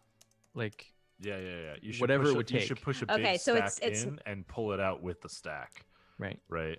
Okay. Like your move should be to push like a big pile of money in, and then when you pull your hands back, you palm the gem.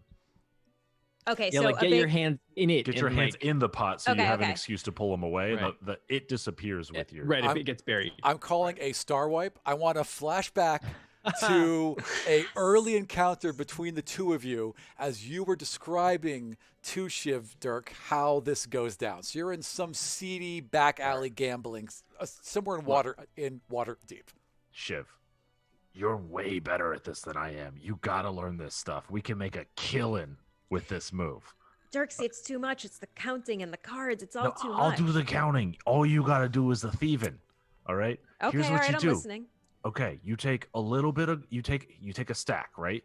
You Okay. got like some silver coins at the bottom, then you put some gold on, you put 1 platinum on top so it looks real good, right? Okay. Okay. You slide that into the middle under your palm, you reach in, you grab whatever it is that's in there that's good. It costs us what? 1 platinum, couple gold, and then you walk out with 500 gold worth of gem or a family heirloom, an amulet, Like, Okay. that's the okay. move. That's the Okay. move. The These old, moves, they don't know the value of these things anyway. What? The old two-handed switcheroo. It sounds like you want me to do. Exactly. And like, All right. you do it at the point where like, I get upset at you for betting into the pot, late in or whatever, like splash the pot. It's like I just get mad at you and they're looking at me instead of looking at you. You pull your hand out, nobody knows anything different. Pot All right. looks right. All right. I think I can do it. I've done the one-handed switcheroo. I've done the button hook switcheroo. I've done the Reach around a switcheroo. That's a tough the, one. The old reach around switcheroo. I've done them all. I think I can do this one as well. Now you just So have gotta I, do it but at a that's usually table. after the poker game. Hey, All right. yo. So the camera pulls back, and there's cheering from this alley as, assumedly, Shiv is successful in their first attempt. We come back down on the table here. Shiv, do you give Dirk the signal that you're going in? Yeah, I say, what's her signal? I'm gonna be like, this chair is real comfy. And that's her signal. Comfy. Dirk, It what do ec- you it what do echoes you through do? time. It does echo through time. So Dirk, what do you do when you hear the signal?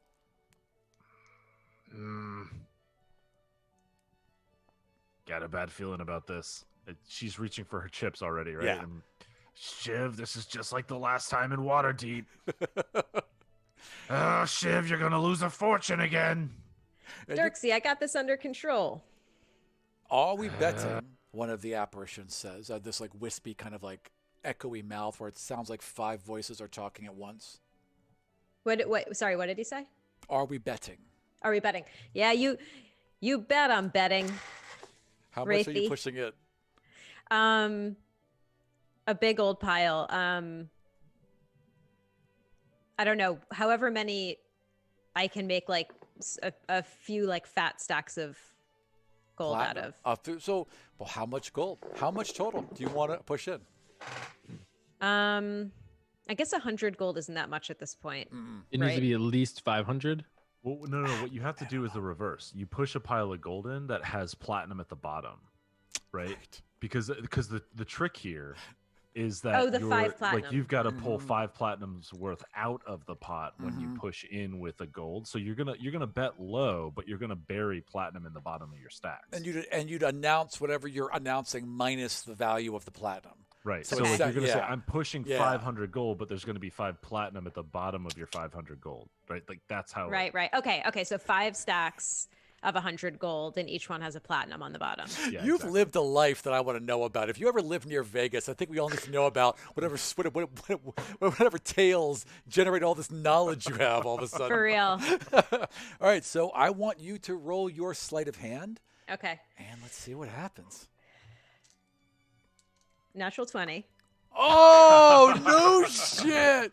What Plus a time! Describe how you do this so damn well. I push the money in, and I'm like muttering under my breath at pretending I'm mad at Dirksey for doubting me. Totally. And while I'm doing that, as I pull my hand back, I just palm the gem and slip it into my pouch. If a faceless wraith could give you that, I know how it is. He doubts me too. Look, you got you got get that it, look you get for it. one of the wraiths, right? And you effortlessly just palm that amber stone, slip your coins in. You glance over at the total, at that glowing thing, and there's a moment where it doesn't register, and you get a little tense, and then beep, it puts in the amount of the gold, but does not add the amount of the platinum. It doesn't add the amount of the platinum. Right. So Yeah, because because you took it pulled out. the amount of you power. netted out. You're Oh, good. I see, I see. You Okay. did That's it. right. You fooled even this magical accounting system that appears to exist. All right, everyone, turn over their cards. The gentleman has again 4 kings, and the woman has a full house. 3 aces and 2 sixes. That beats mine, right? A straight. Straight is beaten by a full house. Yes. Yep. Oh man. Both of them beat you. Yep. Both of them beat you. What did you have, Lockjaw? 5 5s. What? You have all 5s? I rolled 5s Wait, you have 5 5s. on the dice. Yes. Oh, shit, you win. Just as the wraiths are reaching in because she's put hers down, you just slam. You slam 5 Nice. fucking kings down, and they just like kind of lean back and look at you and look at you, and their faces focus for just a moment, and they're frowning, and then they just start laughing, hysterical, insane, uncomfortable laughter as the table kind of shifts and then bends, the floor warps, everything feels weird and uncomfortable. The money and the items just pile into your lap, and you all just tumble backwards as gravity seems to shift out the door, which slams behind you, and into the hallway. And there's just a pile of platinum and a couple items in front of you. I'm gonna get Shiver cut back. By the way, Thank you. I saw your face like 10 minutes ago. I knew you had them beat. You have no yeah. poker face. None whatsoever. That's fine. So you guys got whatever money it was, which I'm hoping Dirk took the track of. How much what money was was the that? final? How much was the final bet? The final bet was 2,500 each. Each. Okay. Yeah, Oh God. Okay. it's a lot. We'll get back to you. No. It's yeah, fine. all It's 26,800 gold. Damn. Okay, Sure. well, add that to the total. Brrr. Yep, goes right up. 268 platinum. Wow, nice. Of which quarter belonged to Shiv. Yep. So Shiv will take 67. 100. If I do. Oh, 67 platinum. So 6,700 67 gold. platinum. Gotcha. Yep. Yeah. In our fucked up system that I messed up. Yeah. Yep. And Lockjaw will keep 200 platinum. Wow. Damn. Whoops. All right. And there is an ivory That's and a brass. good bet. Yeah, right. That's a good fucking bet. That's a damn good bet. I'm There's like pawing through the pile, going, "Wait, fuck! I know I got it. What the fuck?" It's a good Oh yeah, fucking pull right. too, though. Because the gem's not there. Exactly. Yeah. And you didn't see it happen. Guys, we don't have the gem. Yeah, we do. I like grab it and like flip it and catch it, do something cool. I don't know. Something cool Nice. and roguey. Right. Bounce it off an elbow. Bounce it off an elbow. Do Catch some, it. Yeah. some hacky A little bit of stuff. hacky stuff. Yeah. Pull it out That's of his another ear. platinum huh? to Shiv. She earned it. Yeah. Yeah. What's that behind your ear, Loxy? What? Outstanding. All right. So you pick up the coins, I assume. What are you doing with the items? Ooh, let's retire to the rakshasa room and Quaxman will identify them. Okay. So you all do you knock? Like what do you do? We should be should- polite. Yeah. We This is should bedroom. knock. I don't want to lose a hand. Come Or in. see some things we can't forget.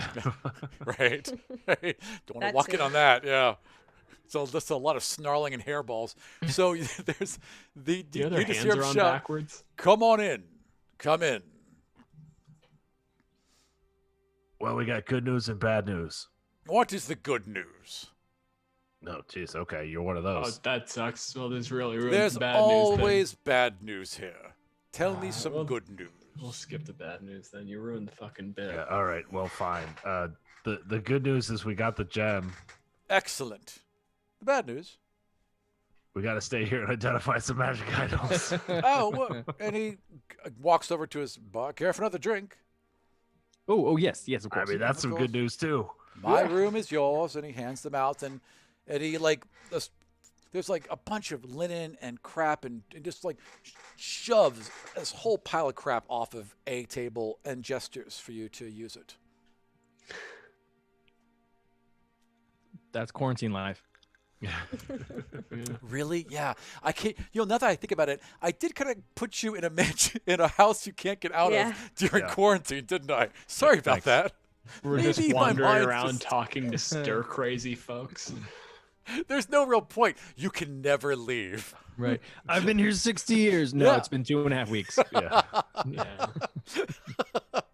So you lay the items out. What do you want to do? What are the items? So the items are a ring made of silver that is like bare footprints overlapping in a band, right? The fan. There is Right. a ivory fan clasped with brass, and there is a golden rod with all these little offshoots of platinum and silver that looks like a modern Christmas tree. I mean, unless anybody stops him, Quaxman like pulls out literally a magnifying glass out of his bag Yes. and like just sits cross-legged on the ground and begins like examining each item carefully. Each one takes 11 minutes. Right. I'm Um, assuming you're casting identify, Identify. right? All right. I'm just going to tell you what they are because it's easier. Yeah. The first one, after half an hour, roughly, the first one is a wind fan. It is an ivory paper fan with brass class that, when shook, will create a gust of wind once per day. There is a This is the ring. spell, I assume. Yes, exactly, just like the spell. There is a ring of jumping that will allow whoever wears it to cast jump upon themselves once per day. And there is a wand of wonder. Oh no.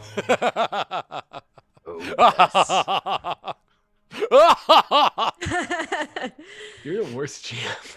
Wands of wonder are the best fucking thing to give anyone. It's like, here's a bomb. Maybe it'll hurt your enemies. What's that thing over there? Shiv says, pointing at the wand, so that Shiv and Sally can be told what a wand of wonder is. It's a big It's- fucking problem. It's How- a wand that runs on a random number generator. How would you describe a wand of wonder, Quaxium, as you're eating? Sorry. So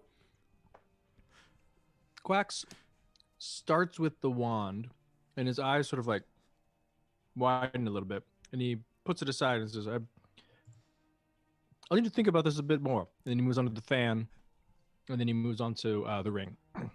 He says, oh, yes, a jumping ring. I do not need it, for I have the lumber stompers. Perhaps one of you should take it. A fan. This could be useful. And then he picks up the wand and he says, I can't quite figure out what this is yet. Maybe. And then he uses it. All right. So where are you pointing it? What? Yeah, where are you pointing the wand? We're in a bedroom and there's a lot of books and like a library, right? Yeah. At one of the unused bedrolls that doesn't look like it's currently the Rakshasas. All right, that sounds fair to me. So the one with the least like dander in it. the one with the least hair. All right. One so that's not oldest currently like. I would squished like out you into to a ring. roll a die 100, please. Oh, Ooh, fun. okay, all right. The one that hasn't been clawed to bits. Exactly. All right, here we go.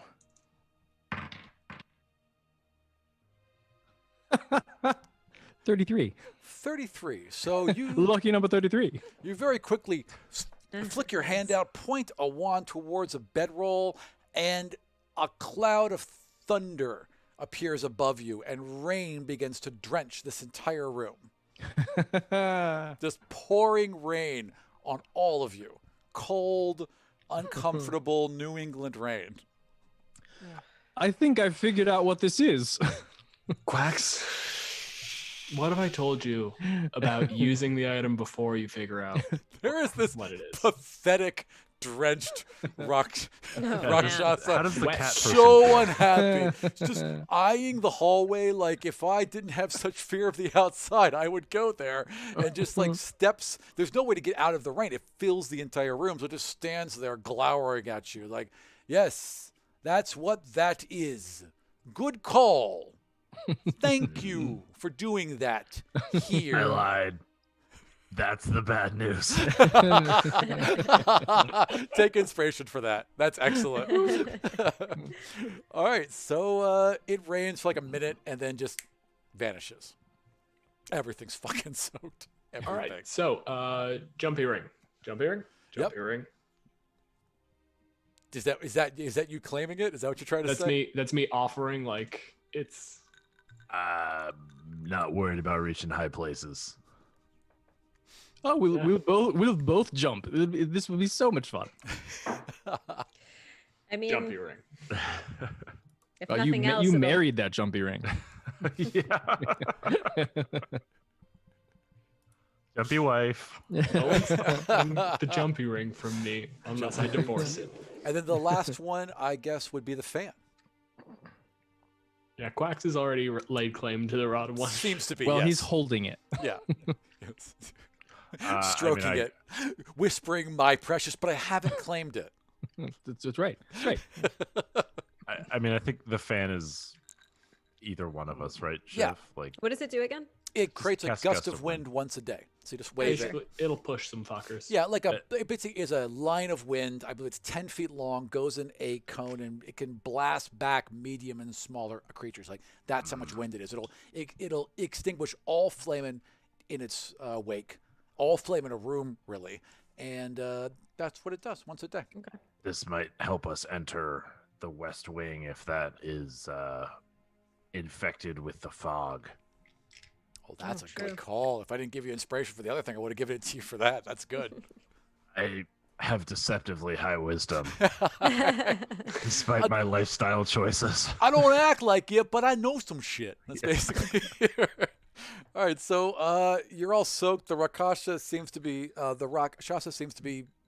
doubting his alliances, but what do you want to do now? I mean, 60 years you didn't get a single fucking rock. We got all your shit wet, but we got a rock. Within an hour, so that you know what, you're actually right. He's pissed and he's wet, but he's still like biting his tongue because you all have gotten farther than anyone ever has. Yeah. Fan to Shiv because he palmed the thing. He deserves Alright. a tip. Do you just hand the fan over? Or is it Yeah. like clack, clack, clack? Okay, fine. So you hand the fan over, and what are you all doing now? All right. Do we want to wander into the hallway of doom, which, like, I'm going to go on a limb. If no one could figure out how to get into the secret bedroom, hallway of doom probably leads to the secret bedroom. Mm. Yes. Or do we handle the ogre first? Just go for a punch him up. Who knows? Maybe we could get him real fucking wet. Perhaps we could trick this ogre with alcohol or rhetoric. Oh, words the like DNC rhetoric. campaign. Alcohol or rhetoric?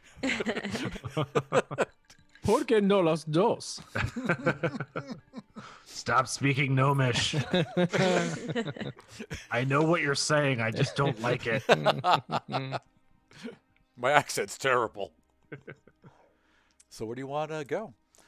As far as the options you have left to the north, you have the bedroom that you've been told lies an ogre, a blank wall that you're assured has a way in, and a room where there is some dark and scary magics. The ogre to me seems maybe more straightforward.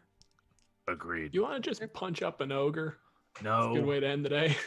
No, I would like to stab an ogre very carefully Thank in you the for the follow. spleen with my brother, Mm. Shiv. All right. Well, there's another door for it. Do you all continue out? Yeah. Back into the hallway, and you're standing in front of a closed door.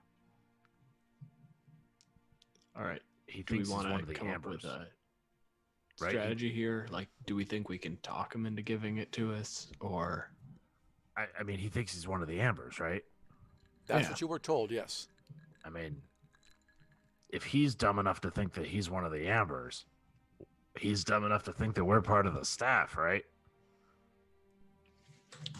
you're not wrong. So Uh, Quaxon's gonna look at the amber gem, Yeah. right? And so like it looks like it'll fit one of the holes, right? So the on key. the bottom of this amber gem, it's kind of shaped like a tooth, is how it feels, right? Like a canine's tooth. And at the Okay. bottom of it is a lattice work of platinum that would seems like that's how it's set. Like it's set down, and then the platinum would link into whatever the key is made out of. So the key that Shiv has seen in his dream, do all three holes look similar? Like, do we assume the other stones will have this similar sort of like platinum thing? I mean, as far as you could tell from a dream, right? Right. As far as you could be like, yes, this lines up perfectly mathematically with the dream I had. Yeah, I mean, this feels familiar. Is the best I Okay. could I could There's say. an amber, and then there's what, a ruby and a what? Amber, a ruby, and let's say a diamond, because I didn't really specify. Okay, so outside the door, Yeah. you know, Quaximum will sort of look really closely at the amber that Yeah. I'm guessing Shiv is holding, Mhm. and then like sort of like conjure in his hand a diamond the same shape and size, Okay.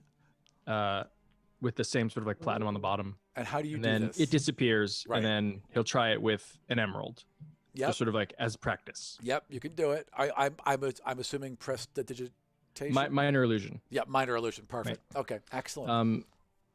And then says, perhaps he won't notice it's missing, at least for a while. It's a good plan. Just gotta keep him busy. I like how we're moving from nope. I like how we're moving from Ocean's 11 to Ocean's 12. true. I like that you spoke in character for that. That was amazing. You all and then seen that Quaximum's like- movie, Ocean's 11, right? One of my favorite plays. And then Quaximum was like, oh, also, this just occurred to me. I'm not sure why it didn't occur earlier. And then like different playing cards show up in his hand. Oh, and then, like, shit. And then like in someone else's hand. You totally could have done that. Good idea, Quaxy. Anyway, future reference. Pretty sure wraiths are immune to illusions, so it wouldn't have worked out, but that was a Oh, good true. play, yeah. Yeah. A day All right. late and a copper short. So what are you doing? You're you're literally sitting outside the door to a large bedroom. We should check the door again, yes? All right. Yeah, Please true. Roll for door checking. Should I do help, that? take helpings again. Yeah, I think you're the good best at it. door checker. Trap master. And you're taking time, so you always roll with advantage. You're not in a hurry. These things are done methodically. No one's interrupting you, so you might as well roll with advantage. And take a Okay. convincing D4. Nice. And if you screw it up, you're the best equipped to avoid deck saves. So that's true. That's a That's 24. true. That's Yeah, not only does it appear to be untrapped, but it's also unlocked. Hmm. Suspicious. If we're going Door's unlocked, gang. If we're going in as the help, we should knock. Oh, smart. Maybe Quaxy, you're a little guy, like the goblins. Why don't you knock so it sounds like it's coming from, close to the floor? No offense. Also, you weak and scrawny like the goblins. Offense. Meant. Quaximum wiggles his fingers, and then there's a sound like a door knock. Incredibly smart. Touché, salesman. Take advantage. Take Touché. inspiration for that. That's excellent. Dunk, dunk, dunk. Come in. Come in. Please. Maybe we like the ogre the same way we liked the rakshasa. Who knows? After you, smart guy. As you open the door, this is another bedroom filled with costly furniture. Seated on the... Oh, I'm sorry. I'm in the wrong fucking room. Pardon me. Hang on. Yeah, no costly furniture here in we this go. one. This is a shit room. It's all costly furniture. This hope room not is literally. a large and ornate bedroom. There's a large 4-poster bed in the middle of the room with all the curtains drawn. That's all you see. There's a fire going and a nice lounge set up and some fancy bottles of perfume on a counter. It's clean. It's relatively clean. Yeah, it's nice. I mean, obviously, if company was coming over, you'd tidy up a bit, but it's not bad.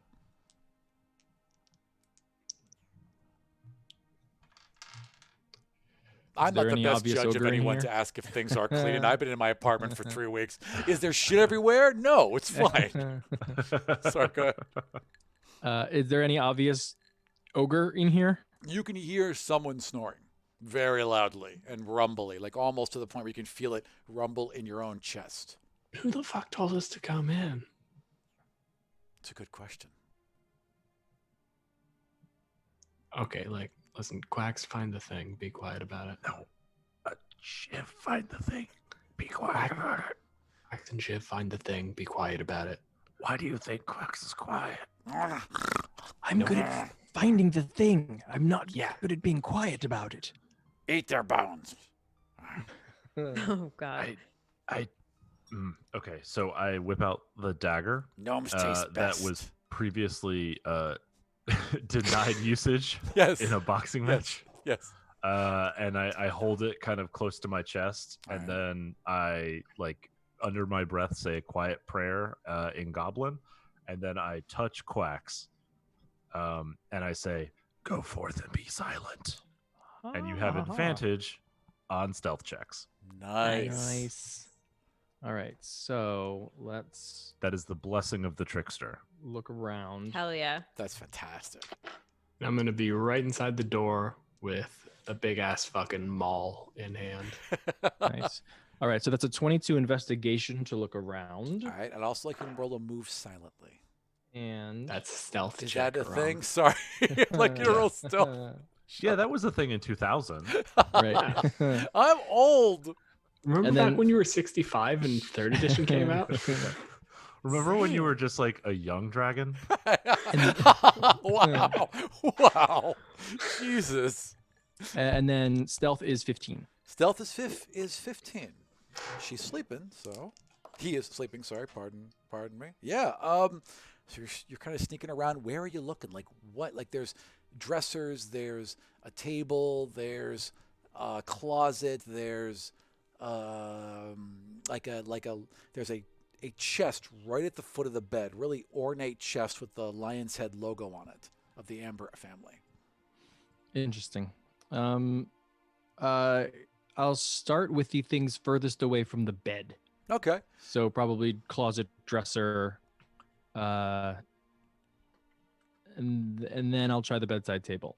Closet. Not trying the chest yet because I'm not going to try to open something without our trusty rogue. Sensible. Closet, nothing. Chest, nothing. Creep up to the bedside table. You get close, and you're very near now. You can just hear this labored breathing and these heavy, gnarled snarls of sleep. And get up to the table, and you start to pull out the drawer, and there's this ungodly squeak, and you stop for one moment, and you hear this lumbering creature kind of roll over and then go back into a deep asleep. Get all the way open, and there's just junk inside. There's, there's a couple of copper, some literal, just like wadded up pieces of paper. It's just crap. Wait, Ooh, so I love junk. so like actual junk, not just like rich people drunk. No, like actual junk, like things an ogre might throw into a side table. Junk like bone china. Right, yeah. If you consider that treasure. Right, yeah. With an out-of-date pattern. Right, exactly. I mean, it's only worth 50 platinum. Mhm. Imagine even stopping for it. All right, so Quacks will look back at the door where everyone else is and sort of, one, give a shrug, and then point at the chest. I would like you to roll perception while you're doing that, because you're close to the bed now. I am close to the bed. 22. Yeah. So there's coverings around all sides, but they're sheer. And you can occasionally get a look in, like it's blurred, and but you can get a look in. You can kind of see this huge lumbering shape, and as it turns over towards you, you see a necklace spill out from underneath these stretched undergarments, and you see a single gem hanging from it. Is it the emerald or the diamond? Let's say it's the emerald. Emerald. And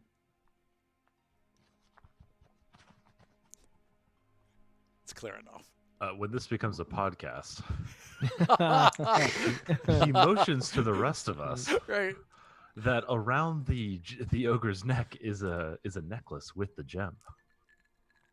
Oh, fuck. not Shiv, my do you forte. think you can get this, or Wait. We should steal the chest. As a chest. We'll just carry it out. okay? But what if it wakes up? Fine. After we steal the necklace, we steal the chest, right? Is there a reason we're not just shivving this guy in the kidneys right now? I mean, he's asleep. No good reason I can think of, brother. I know some people and someone's sleeping, it's not right to stick a blade in the kidney, but where I'm from, sometimes you got to stick a blade in a sleeping guy's kidney. Here's my thought.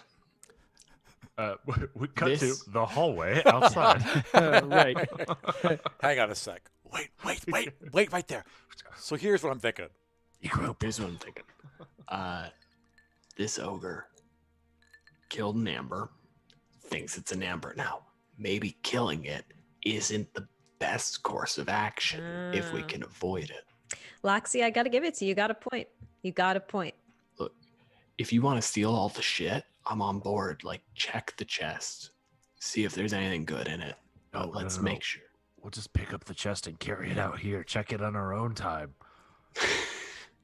Yeah, Dirk can carry it like a boombox, like on his shoulder. Dirk, can you get it into the bag of holding? Who cares? No, I I'll mean, just like, if pick you it can up. put it in the bag of holding, then we don't have to carry a chest out, which is probably a 2-man operation.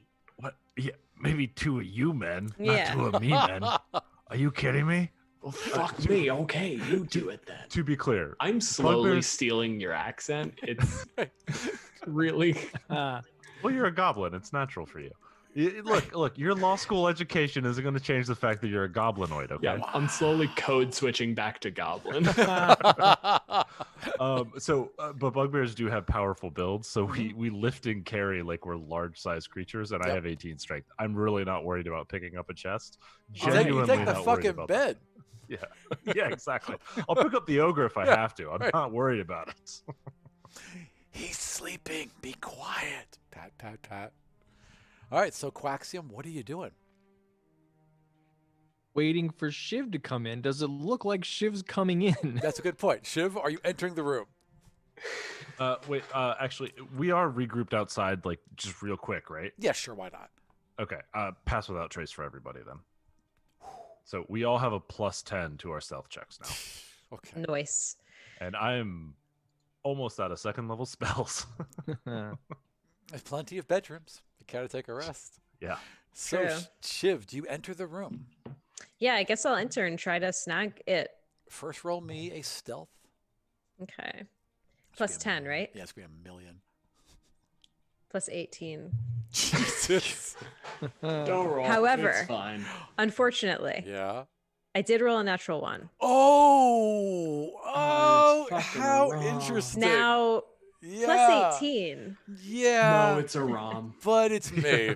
So you tiptoe into this room as silent as you could possibly be, and you get right up to the bed, and you pull back these just piles of silk as you gently enter this room, and the stench hits you really hard, and you didn't expect it, and before you can stop, you let out a sneeze, and you're just standing here with the curtains parted as an ogre turns and looks directly at you. Oh, hello! Hello! And turns out of bed. The whole bed creaks as it rolls and kind of shifts to the side. It stands up, and it's wearing night clothes made out of silk that do not fit it. The buttons are pulling. Everything is like kind of crammed in like a sausage, right?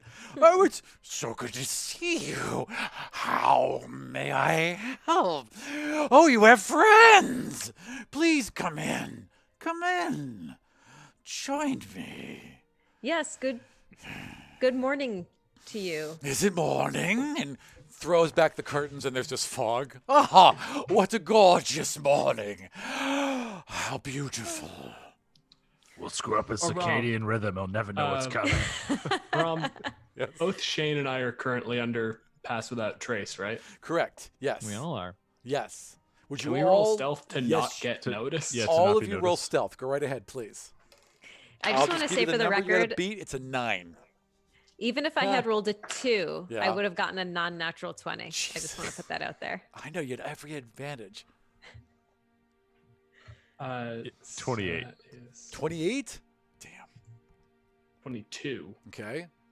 Quaximum still has the blessing of the traveler and is a fucking ghost. Of the Okay. trickster. Oh, sorry, And- the trickster. Yes. okay, I'm sorry. 27. And to go Totally back to different pantheon. And you've brought your you've brought no one, you're here alone. Anyways, may I help you? Yes, well, I'm this. As you know, I've seen you many times. I'm the staff, and I'm here for your jewelry Oh. cleaning. Oh, It's that time. is it that time already Mm-hmm. for jewelry cleaning? Mm-hmm. Oh, well.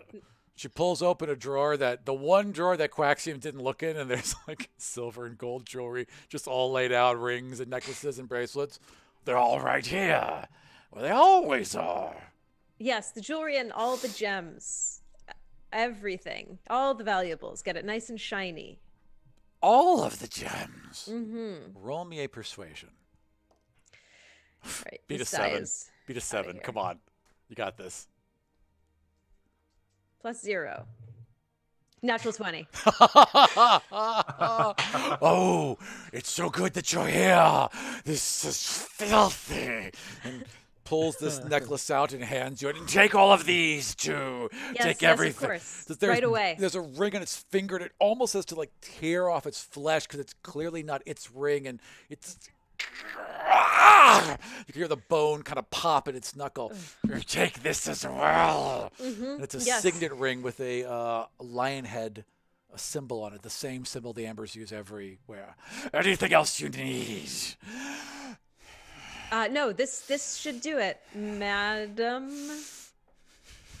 Thank But- you. Sorry for disturbing your rest. That's okay. I'm going back to bed. Should you need me, just knock. Yes, we'll do. Sweet dreams. And just flumps back into the bed and is snoring within a second. Like Lockjaw looks at this frankly mess, just kind of like baffled, and then turns back to Dirk. You want to grab the chest? Goddamn right I do. Let's grab the fucking chest. Fuck it. All right, out cold. It's actually like you move it. There's like this horrible squeaking noise as it like the bed was resting on it, and the wood shifts, and you all stop, and nothing at all. You just pick it up and walk out easily. It's not a Just- problem. Chest is coming with me then. Yep. Nice. When you I get back, think sorry. this rakshasa might garbage.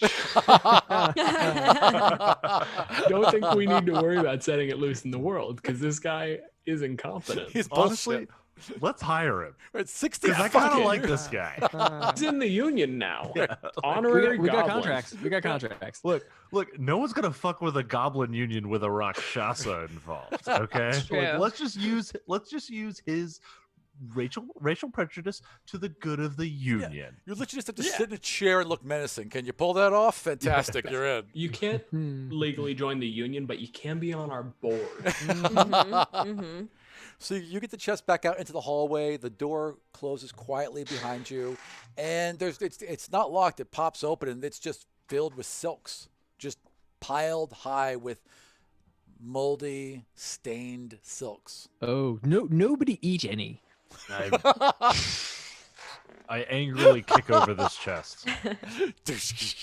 Done. This is fucking. Yeah.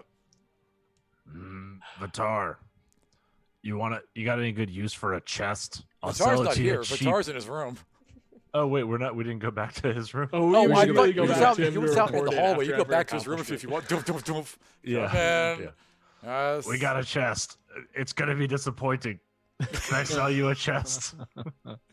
Well, your pitch is interesting. Oh. The contents are disappointing. The chest is a very fine chest. Here, you know what? Dump and, out like, the chest real quick. looks around his room and there's 4 like near identical chests. And he's like, I think I'm fine.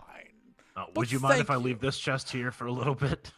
And just like with one claw, so his finger doesn't actually touch it, closes the lid, pushes it a little away from him.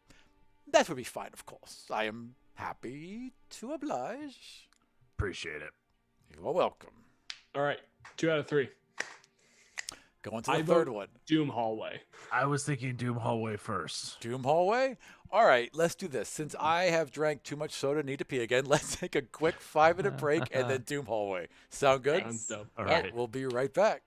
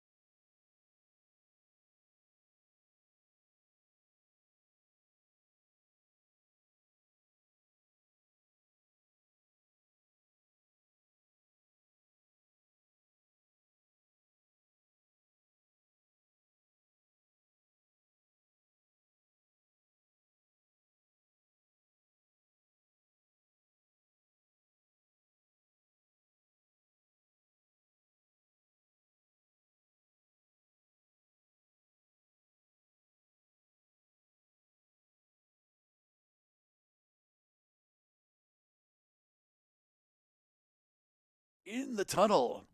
And our audio is live. All right, wait for the lion's head. Welcome back to Castle Amber. Recently, we tricked an ogre into giving us another gem. Well, giving is a giving, right? Yeah, he gave it. Yeah. So you got 2 of the gems now. You don't have the key, but you have 2 of the gems. And where would you like to go next in Castle Amber?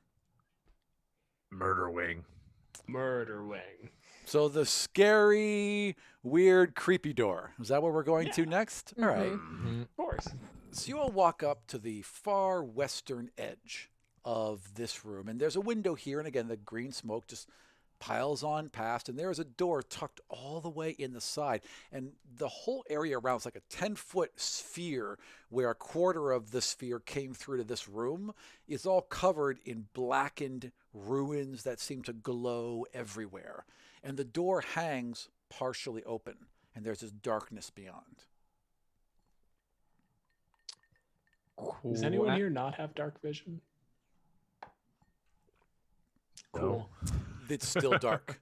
So Can you see your in dark magical vision darkness? should penetrate this, but it does not. Nah, I didn't take that one. That's fine. So Quaximum will pull a ball bearing out of his bag, tap it so it glows, and toss it into the darkness.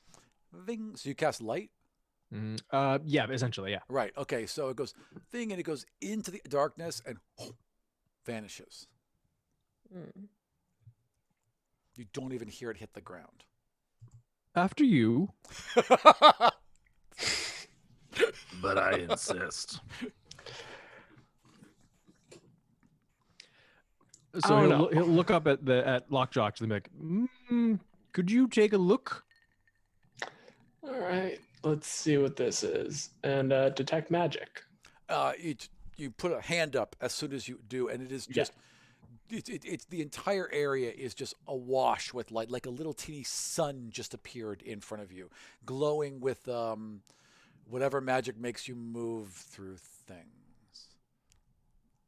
Like teleporty shit? Yeah, like that. Oh, Conjuration. conjuration. Thank you. Conjuration magic glows unbelievably brightly with conjuration magic. No, you've never seen anything as potent as what you're looking at.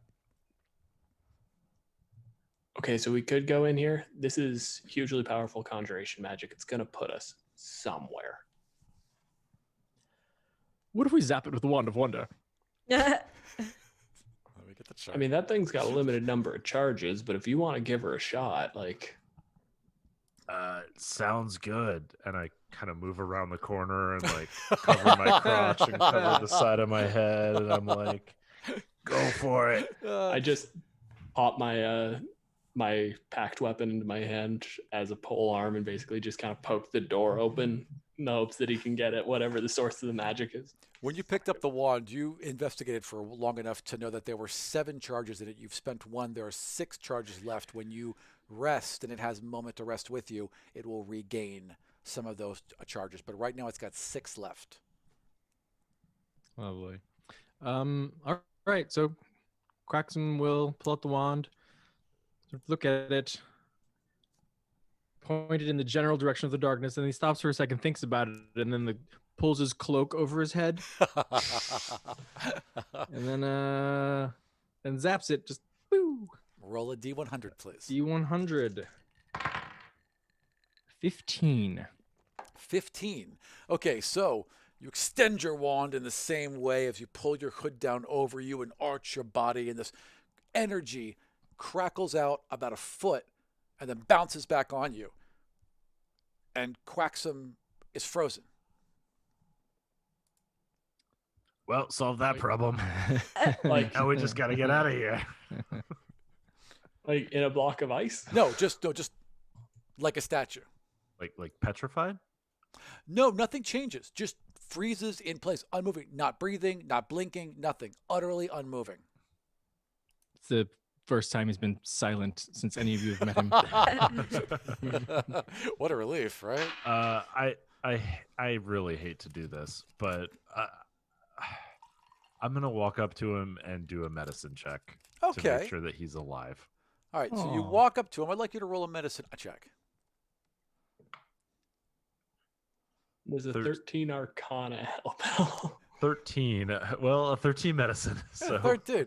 All right, so you walk up and you're like kind of poking him, and you put like a mirror underneath his nose to see if he's breathing. Not breathing. Eyes aren't blinking. You kind of peel one of his eyes open, and as soon as you do, Quaxum wakes up. Quaxum, you think you have learned something of unbelievable importance. Ha! Success, yes? Ah.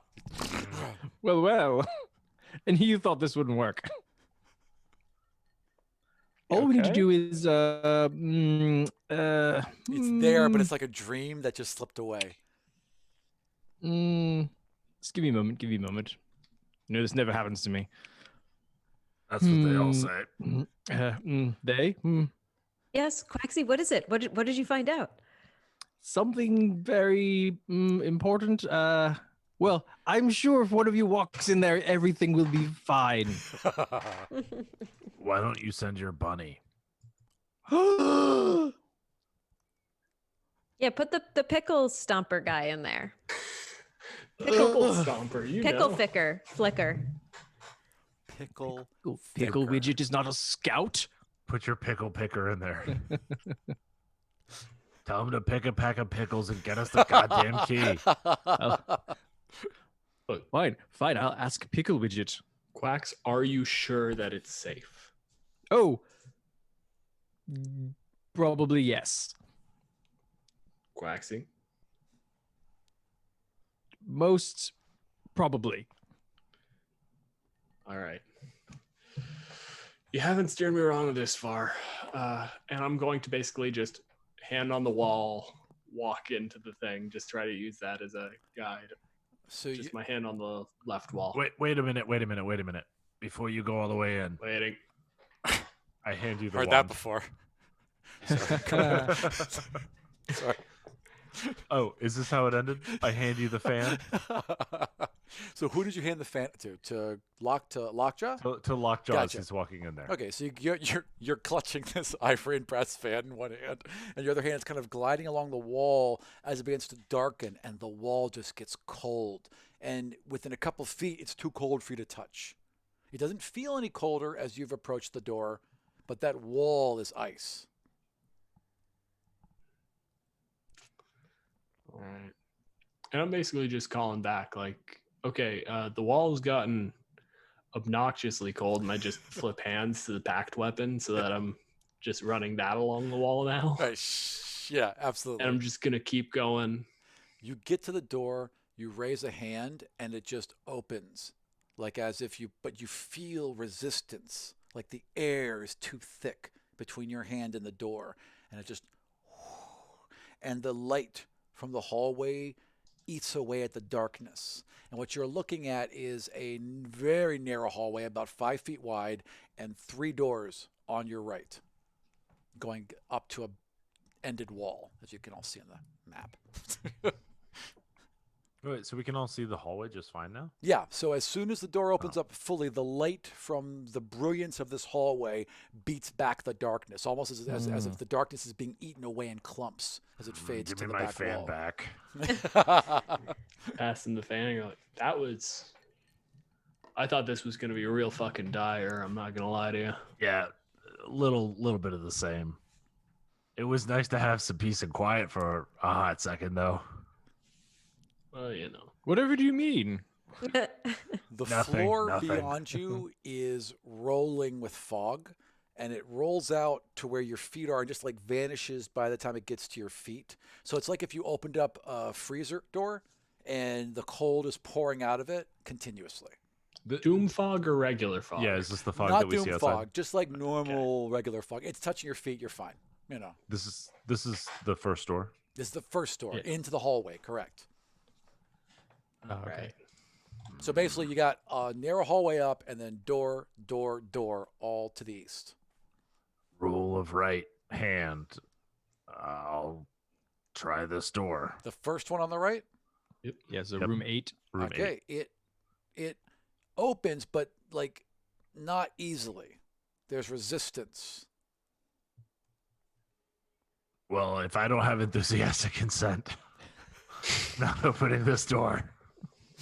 The door says yes. Push the door then. So you shove it harder, and there's like this weird, like, sound as you open the door, like this gurgling wetness. And Oh, light no. enters the room beyond, and everything is covered in a weird this is a completely empty room. Everything in it is gone. And there's a bubbling ooze on the floor that seems acidic. Even as you open the door and little dust motes fall off the edge and hit this ooze, they just disintegrate in this bubbling kind of acidic pool. In the back of this room, also slick with ooze, is a stone chest on a stone pedestal, the only thing that has survived in this room. Hey, Jumpy Toes, Hmm. go The- fetch me a chest. The top of the chest is slick, right?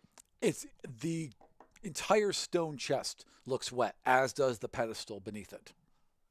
Hold up a second. I got a thought. It's a The- range the on fo- the- Fireball! That's my thought. The wizard's lockpick. I can get there, but the footing doesn't look too sure. If the same thing you would say is like, well, there is lava, but we could get there. I'm gonna I cast feel- prestidigitation to clean the top of the chest. Ooh. Okay, I want you to call high or low. All right.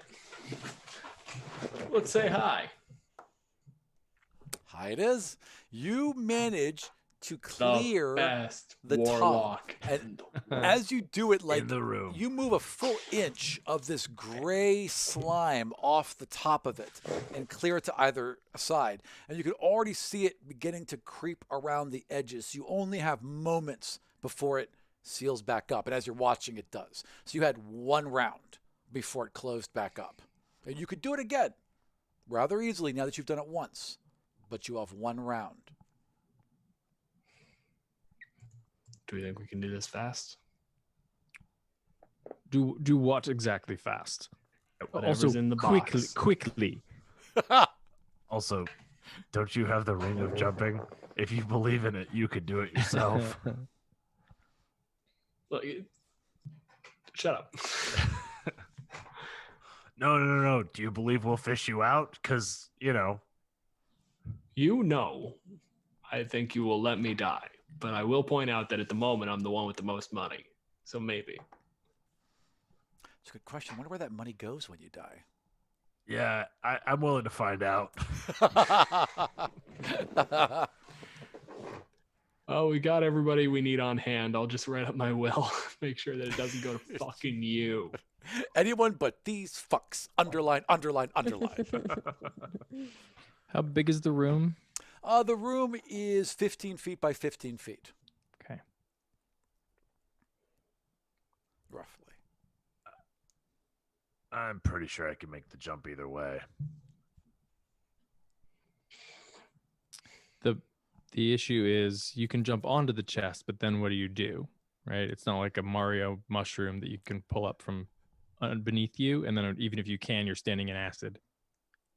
What is the chest standing on? It's on like a On platform. a pedestal. On a pedestal. So there's On like pedestal. a 5-foot pedestal that is barely wider than the chest, and then a stone chest sitting on top of it. And it's got like it's like a mausoleum thing where the top is like a slab. You would like a box lid. You would just push it off as like push opposed it to a off. hinge. Yeah.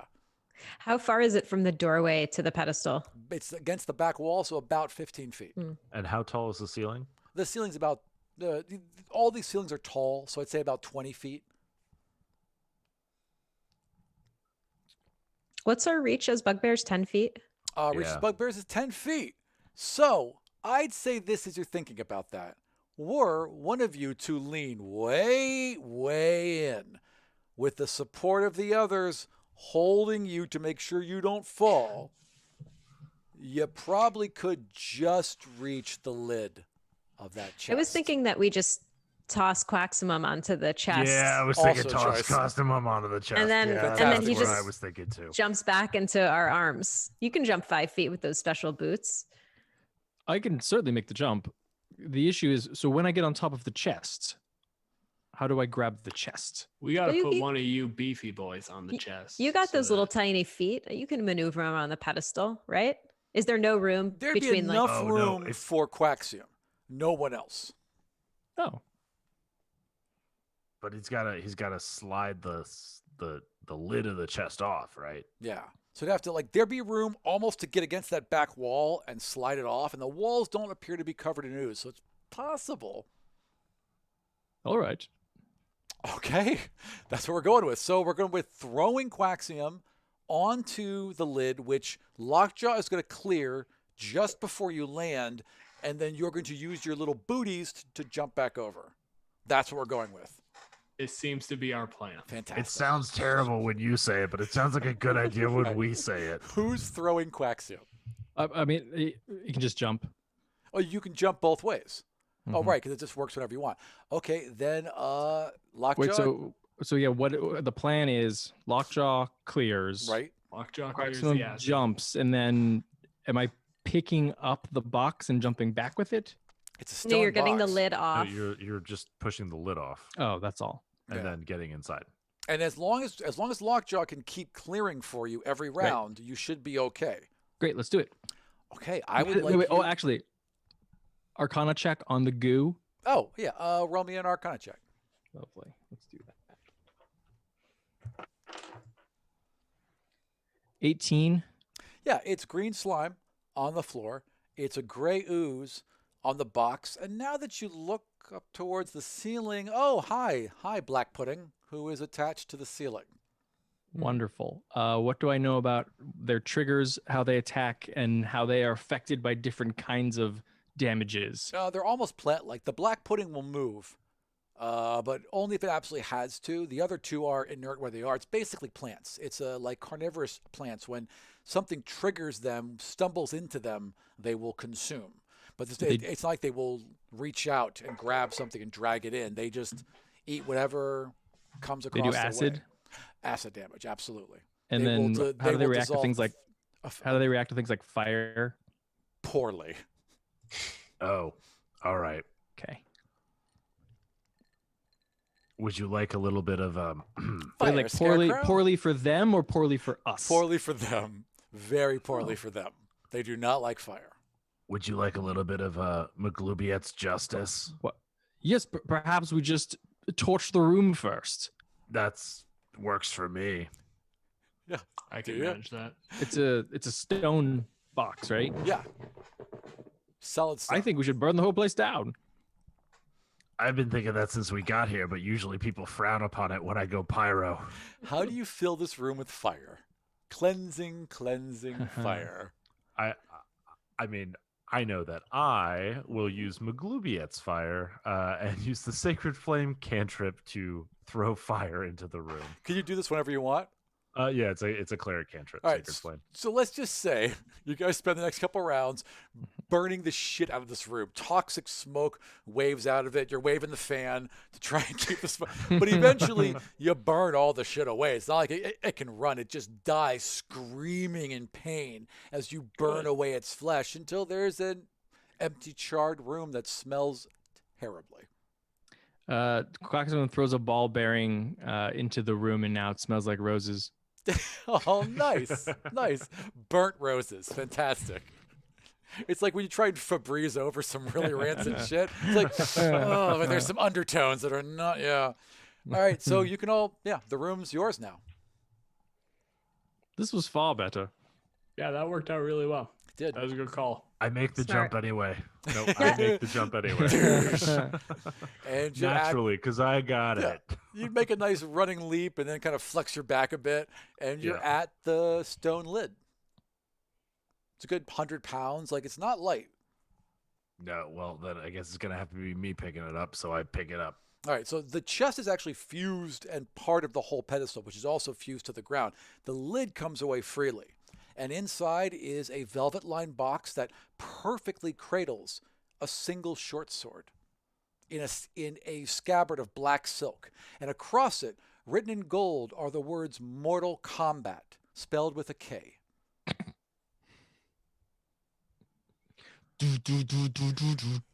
Look, Shiv, you know that I believe in branding.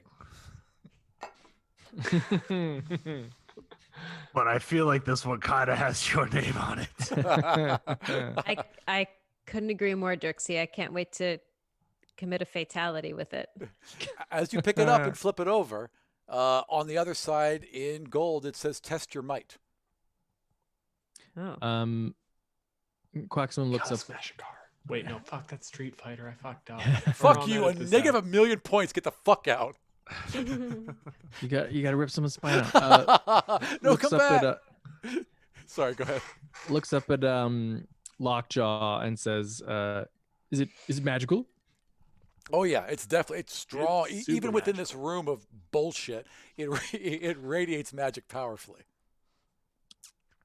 That's a magic fucking sword. Do you want me to identify it, or do you want to just wave it around and poke things? Well, they both sound pretty good, but I think probably the smart thing to do is for you to identify it. Out comes the magnifying glass, and 11 minutes later, ding! It is a powerful sword. It feels both away and close at the same time, and you're constantly getting this image of dice rolling in your head whenever you really focus on it. And then there's a voice, like a murmured voice, as if it's trying to speak through something. Quaxman recreates the voice with minor illusions so everyone can hear it. Acting. Sounds like somebody's trapped in that sword. And if you lose Mortal Kombat, you might get trapped in it yourself.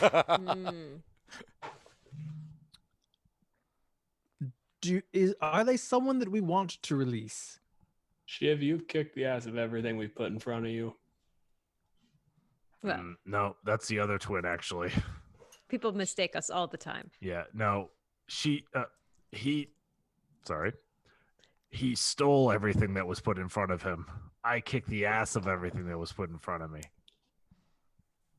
Question is, do you And want that to is steal technically this? true. I admit this, but That said, you understand what I'm talking about. when you operate as a unit called the Razor Twins, you got to understand the importance of branding. This is very well branded. So what? You want me to pick this bad boy up, wave it around?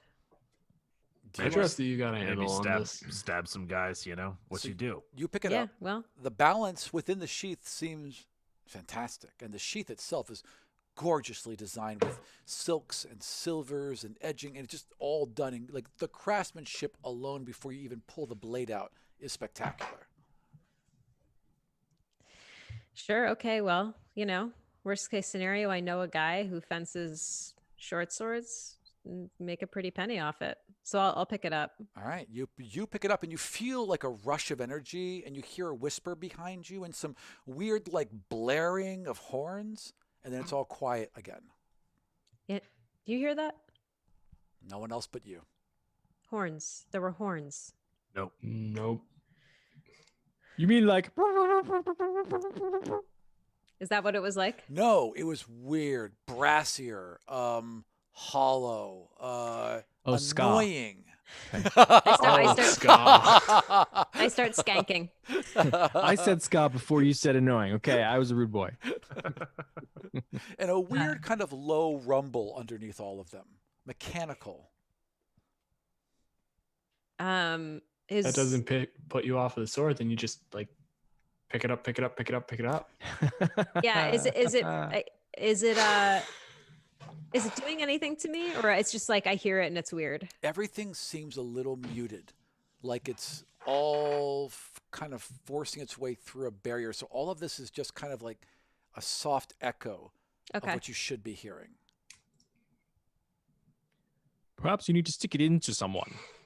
Or pull All out right, the sheath. come here, Quaxy. No, hold on. I'm gonna veto this plan. Let's keep going down the hallway. We'll find you somebody to stab. Okay, I like the way you think. There are 2 more doors. All right. Do you want to go to the Right-hand next one? rule. Number 7. Okay, so you're going to leave the sword in the sheath and check out the next door. Is that correct? No, I'm gonna take the sword.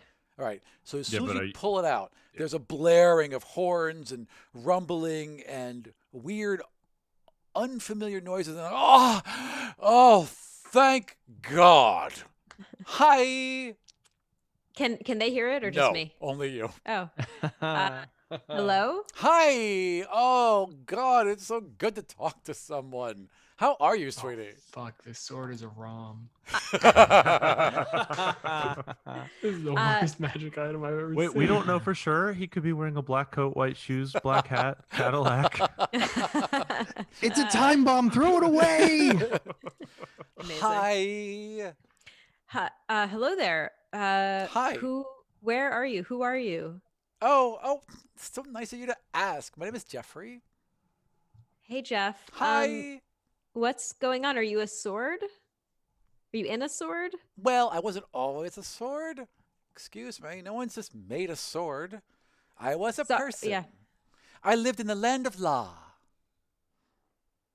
Land of Sky. I'm just gonna hand the sword to Quaxum and be like, Quaxy, this guy's yammering. He's got a story to tell. You listen. You don't hear anything. It's just a sword. Nothing. Nothing. I wish this sword would talk, but no, I can't hear anything.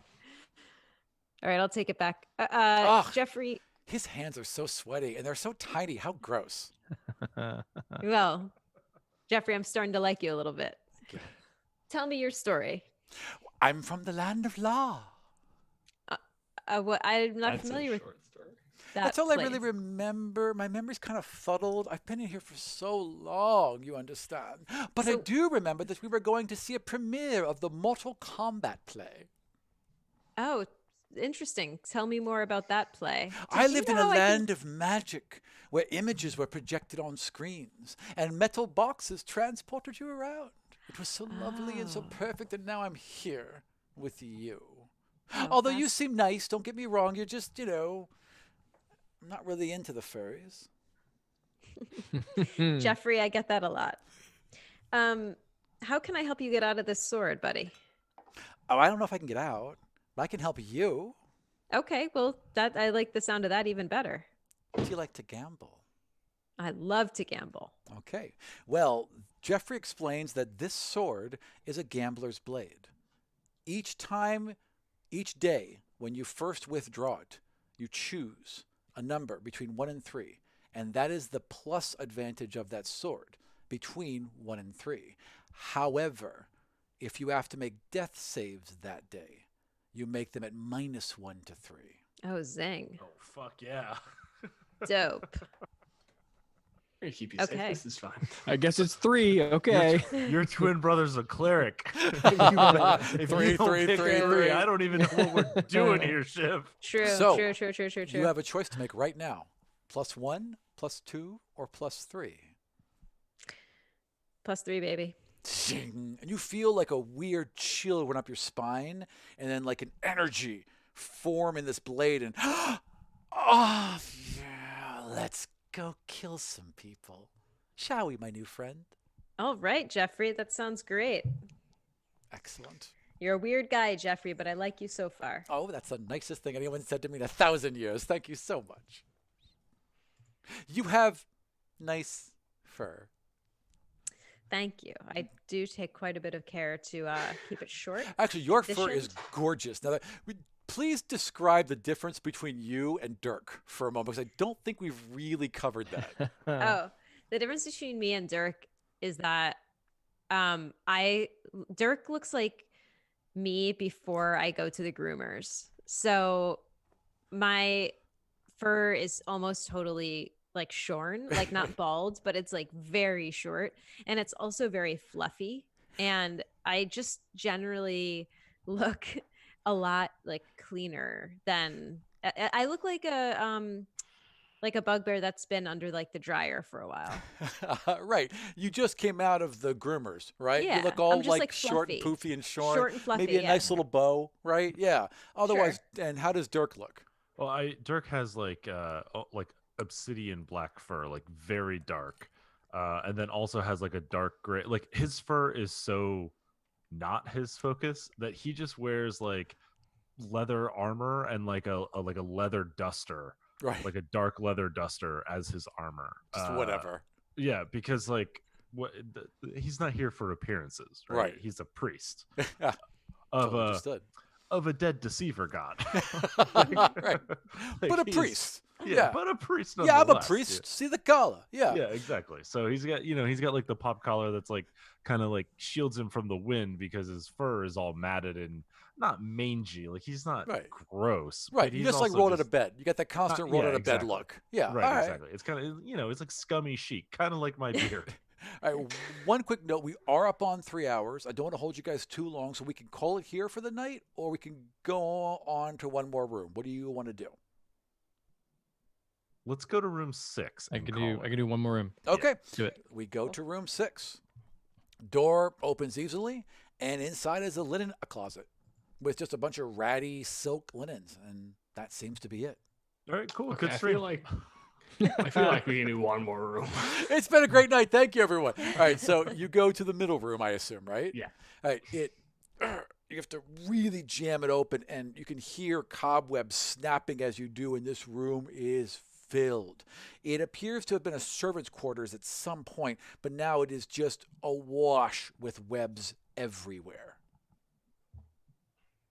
Anything in the webs? You'd have to investigate. Or we could burn them down again. What kind of webs are they? Thick spider webs, like if you could size up spider webs. So everything just seems a little oversized, a little too large. All right, so I've already been tricked by the ceiling thing before. Yes. Recently and very next door. I'm gonna take a good look around in here through these webs to see what's hiding in the darkness, and I have dark vision. Excellent. Roll me a perception. 23. The only other thing besides the ruined furniture, the rotting silks in this room, is a single wooden box suspended against the back wall, all thick with webbing. And it's got intricate carvings all over it and the symbol of the ambers. There's nothing else in this room. There's nothing else here. You're absolutely positive. This feels like a trap, but I don't want to get my fur all messy. Disappoint my brother, so I'll use Maglubiet's justice to clear these webs. Before you do, that box does appear to be wooden. Sort that out on the other side. If there's a key inside, it's going to be fine. All right, All right, so you fill the room with fire, and it just goes up in an instant. It's almost blinding how fast it goes up because webs flash quickly. It dies almost as fast, and there's a clunk as this charred wooden box hits the ground and spills open. But there's nothing else in the room. Out from the box, however, pops 5 gems. Just various small cut gems, too small to be part of the key, but fine nonetheless. And also a bracelet and a necklace that seem to match. Magical or no? I've No seen magic. this before. Nothing more than the background radiation from everything else. Kind of expected a key. So now the room appears empty. Correct. Except for this All right. broken box and scattering of items. All right, so Quaxum's going to go in and investigate all the walls and the ceiling, basically, to see if there's anything in the walls. You walk up to the first wall and begin to slide along it. And the rest of you gape in terror as the floor opens up almost into nothing, and a huge spider lashes out and strikes at Quaxium. Ooh. And we're Trapdoor going to spider. hold right there. Thank you all for joining us for this continued run through Castle Amber. I'd like to go around and introduce everyone and find out what they're up to. So Shiv, hit me. Hi, my name is Sally, and you can find me on Twitter at Sally T. You can also listen to my podcast called The Struggle Bus, which is me and my co-host Catherine, just a couple of SJWs talking about mental health. It's such a good show. I honestly, and I'm not going to lie, like I have found strength in recent days listening to your show. It is so thoughtful and so decent, and it reminds me why I care about you so much as a friend. You make a really good thing, and I wish I made anything half as good, frankly. Oh. It's excellent. Yeah. Hey, we're doing great shit here. I play a God. game. She's trying to help people. Come on, Your like shit there's is a balance amazing. here. You know, This stream is kind of about mental health. that's fair. That's Yeah. fair. Yeah. Watch me break down in real time. Okay, Dirk, tell me about yourself. Shane, you can find me on Twitter at Mundangerous. That's MUN Dangerous. You can find me on the Total Party Thrill podcast at totalpartythrill.com or on iTunes or whatever. That'll do it. That's also a very solid podcast. I've learned a lot from that. Both your voices are just like pleasure to listen to. You both have an excellent timbre, and it's got a lot of really good information. So definitely check that out. Total That Party is- Thrill is one of the greats. It That is totally very is. sweet of both of you. It's got a solid logo. I'd love to be a. Do you guys ever have guests? You don't have guests really, do you? Please roll deception. we don't really do guests. We Having don't, guests we don't share requires- spotlight. Exhausting. I one, want it exceptions requires- at some point. It requires having connections in the industry. It requires more scheduling than we Right, do, and right. it also requires more editing. 3 things that we just refuse to have. So I'm just going to shoulder my way in at some point. Gotcha. Understood. All right, good. Quaxium, what about you? Hey, Ishan, also at Total Party Thrill. You can check out the show at TPTcast on Twitter. You can also find me at Evil Sense Carne. That's Malice minus Meat. Awesome. And please, Lockjaw, tell us about yourself. I'm Dylan. I'm on Twitter at DJ Malenfant. That's MALENFANT. If you really want to, I'm sure you can track down my various publications if you have an interest in laser-induced breakdown spectroscopy. And otherwise, yeah, I'm a physicist. Whoa. Holy shit. Yeah, The more you know. right? Been keeping that in the back pocket. I mean, you'd never, ever, ever guess, but yeah, physicist. No, because I'm a giant dumbass. So if you follow me on Twitter expecting anything intelligent, you're wrong, and you're going to be very sad. Excellent. And thank you for that follow. And my name is Aram. You can follow me on Twitter at Vartian. I do a bunch of games, and we'll be back next Friday to continue our run through Castle Amber. Thank you so much for joining us, and have a wonderful evening. I Bye.